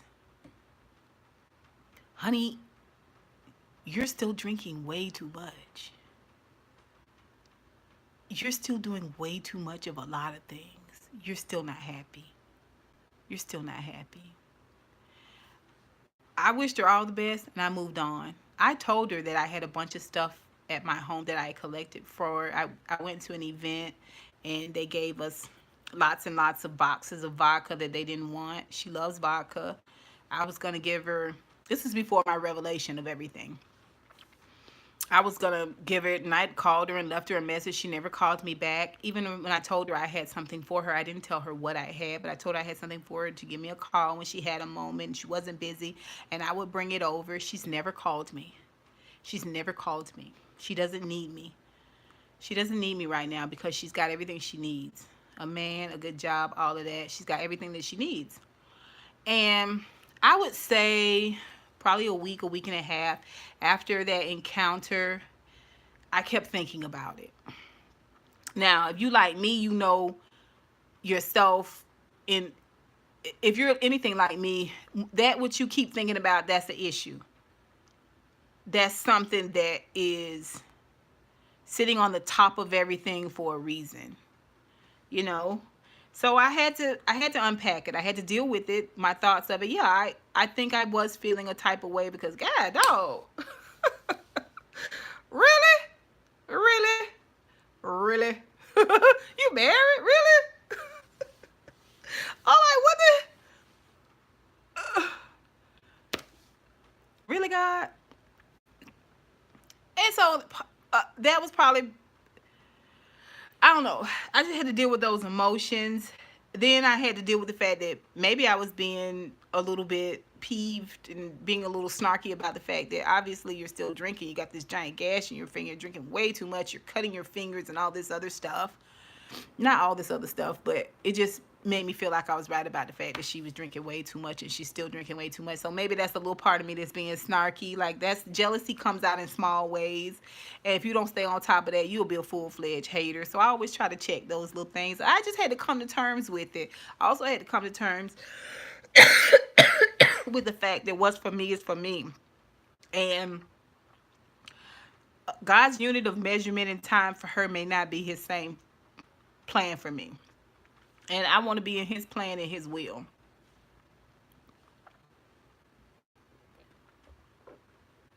I don't know this guy. He may be a great guy. She says he makes her happy, he takes good care of her, and she loves him. But this was in January. Like I said, this was 3 weeks ago when she barely knew him, and I was telling her, well, girl, call him. And no, it might not have been January. It might have been maybe like November, because I text her for Thanksgiving, she didn't answer. I text her for Christmas and she didn't answer. So maybe it was like October, November. Now in April, you said they went and got married in January. That's what it was. They got married in Vegas in January. You know, she's 60. I don't know how old he is. She'll be 61 this year. So people fall in love faster. They know what they want.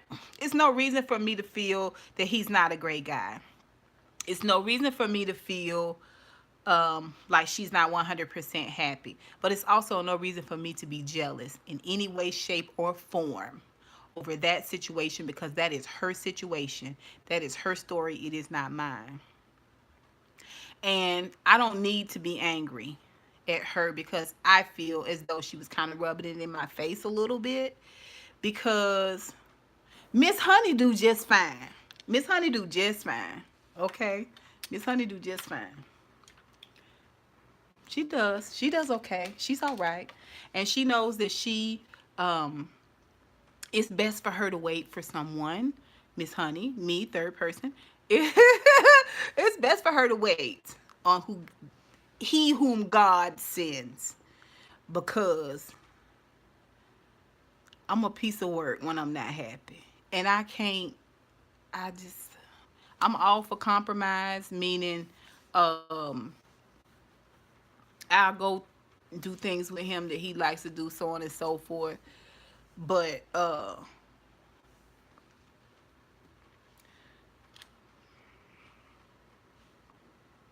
ain't nobody gonna rule over Miss Honey. Ain't nobody gonna rule over me. Sorry. Anyway, I just want to tell y'all the Catricia story because I just had to come to terms with it all, and just be happy for her. She happy, I'm happy. I'm not calling after her no more. She ain't got to never call me again if she don't want to. I love her. I have committed to treat her with kindness, and I've repented for how I talked to her because it was ugly. I was upset. If she called me tomorrow and needed me, I will go out of my way for her. And that's something that I've committed to do. I love her as my friend, and nothing is ever going to change that. Nothing is ever going to change that. But we're moving into different seasons in our life where we don't hang out like that, and that's okay. She's not better. and me worse. I'm not better and her worse. No shade. It is what it is. That's the Catricia story. Ooh, but at the time that it happened, child, I was telling my mama she don't keep telling me I'm married. I was married. I was married. Oh, it's my husband. My husband. Oh, it's my husband. My husband is in the red Cadillac. My husband. And, Miss Honey, this is my husband. I was just like, okay, honey, who is this? Say husband one more time. This should be a drinking game, girl. Oh, Lord. It was music to her ears, but child, bye. Let me see what y'all have to say so I can let y'all go. I done took off my spectators. Let me look and see. You had the right to be angry, but I'm glad you were able to get to a place where you could at least be cordial, free yourself. I mean, I was so angry. I ain't even gonna tell y'all half the shit I said, but it wasn't good. Um, it should be admired of a guy who got all the women until they would complain to me about all of them. Here's a friend that I there's a friend that I've spoken to in a while, and he's not that big in calling people are talking either. But when I Beautiful Soul and I meet up, we may have met maybe last month, and we'll meet up for margaritas or something. I don't know.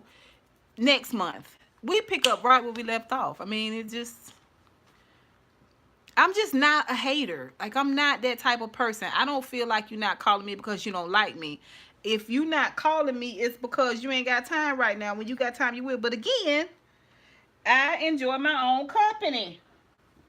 So I wouldn't necessarily think anything bad about you not calling me. You're not calling me because you're busy doing something else. But some people take it very personal. I used to have a friend that would call me every day on her way to work. I had to stop that. I had to cut that out. No, ma'am. No, ma'am. Then you was asking me where I was, why they answer yesterday morning or this morning. No, no, no, no. I'm responsible to you too. I got to go to these people's job and I got to answer to you. No, ma'am. No, ma'am. No, ma'am. On other women for my company. That's a bad place to be in. Let me read y'all so I can let y'all go. I went back up too far. Let's see. Yeah, it was brutal. I love Catricia a lot, and I wish her all the way. Moderators, hi. Oh, I don't. I think, is there a moderator in here? I think Beautiful Soul, you're a moderator, aren't you? My lives don't be lit like that. I don't get a lot of trolls either. It's benefits to being boring. Y'all know I do not care. I give a damn. Okay, so let's see. Hey, No Salt BP, how are you? You missed my whole spiel about cooking with Miss Quad. I love this cookbook. I'm gonna do a review of it. 7:34. I got to get off of here because Housewives of Potomac is about to come on. I'm trying to do a review tonight for it. Let's see, Matthew. A lot of times when people do that to me, it's to make me feel bad. But they're not in charge of my feelings. I am. I set the temperature. You know what I mean? And that's what I have to realize. I deal with those feelings. I try to identify what they are. If I've trusted friends, my mom, I trusted her. I just talked through that. She didn't really get it. I forgot to mention it when I did see Beautiful Soul a couple of weeks or so ago. So I had to work those feelings out. What is that you're feeling? Is that jealousy? You don't hate her. You don't really care. And I just had to work it out. It was personal. It was a personal thing. And it was an opportunity for me to be the bigger person, which I don't have a problem being. And it was opportunity for me to be more understanding. That's her life. She has to have a man. She has to have company. And I don't bemoan that no more than I want her to bemoan the fact that I enjoy being by myself a lot of the times, even though I want to be married. I just, it's not the pinnacle for me. If it doesn't happen, I'll be okay. I'll be all right. But I set the temperature. You don't set the temperature for me. And anytime I go places, and people try to control me with emotional blackmail or manipulation, I resist. I resist. I had a family member like that, so pressed to be married a jobless man who drank too much. I mean, she stayed with a meth addict. She likes the company of a man. That's to say she was married, but how true his true colors soon enough. Okay, I look forward to the review. Thank you so much. No salt. I'm gonna make sure that I get that review on just for you, my dear. Thank you so much, Asia from Brooklyn. It's so wonderful. I see you in a lot of different lives. You're absolutely lovely. And I'm so glad you stopped by to see us. Matt, as usual, you know what I'm saying? Boom. I appreciate you. Ramrose, now you my honey pot, sugarfoot. No, I got a honey pot. You my sugarfoot honey lamb. That's what you are. You my honey lamb. Thank you so much for always showing up. Beautiful soul. I love you so, so, so much, girl. You are a huge support to me. Nobody but God put us together. I'll love you forever, and nothing will ever change that. Thank you so much for stopping by. You guys check out. Make sure your notification bells are on so you know I'm gonna be doing the cooking with Quad when I finally get around to reading Giselle Bryant. Finish reading Giselle Bryant. I think I'm like 8 chapters in. But y'all come back for Real Housewives of Potomac. I'm gonna do that review after I watch it. I'm not watching Game of Thrones tonight. Like, I'm over it. I'm done. I just want to keep my memories. It's like going to somebody's funeral. I don't need to see them in the casket. I'm good. I want to remember them as they were. And that's how I feel about Game of Thrones. But that's it, you guys. Thank you so much for stopping by. I love you guys so much. And until next time, honeybees. Mwah, mwah, mwah.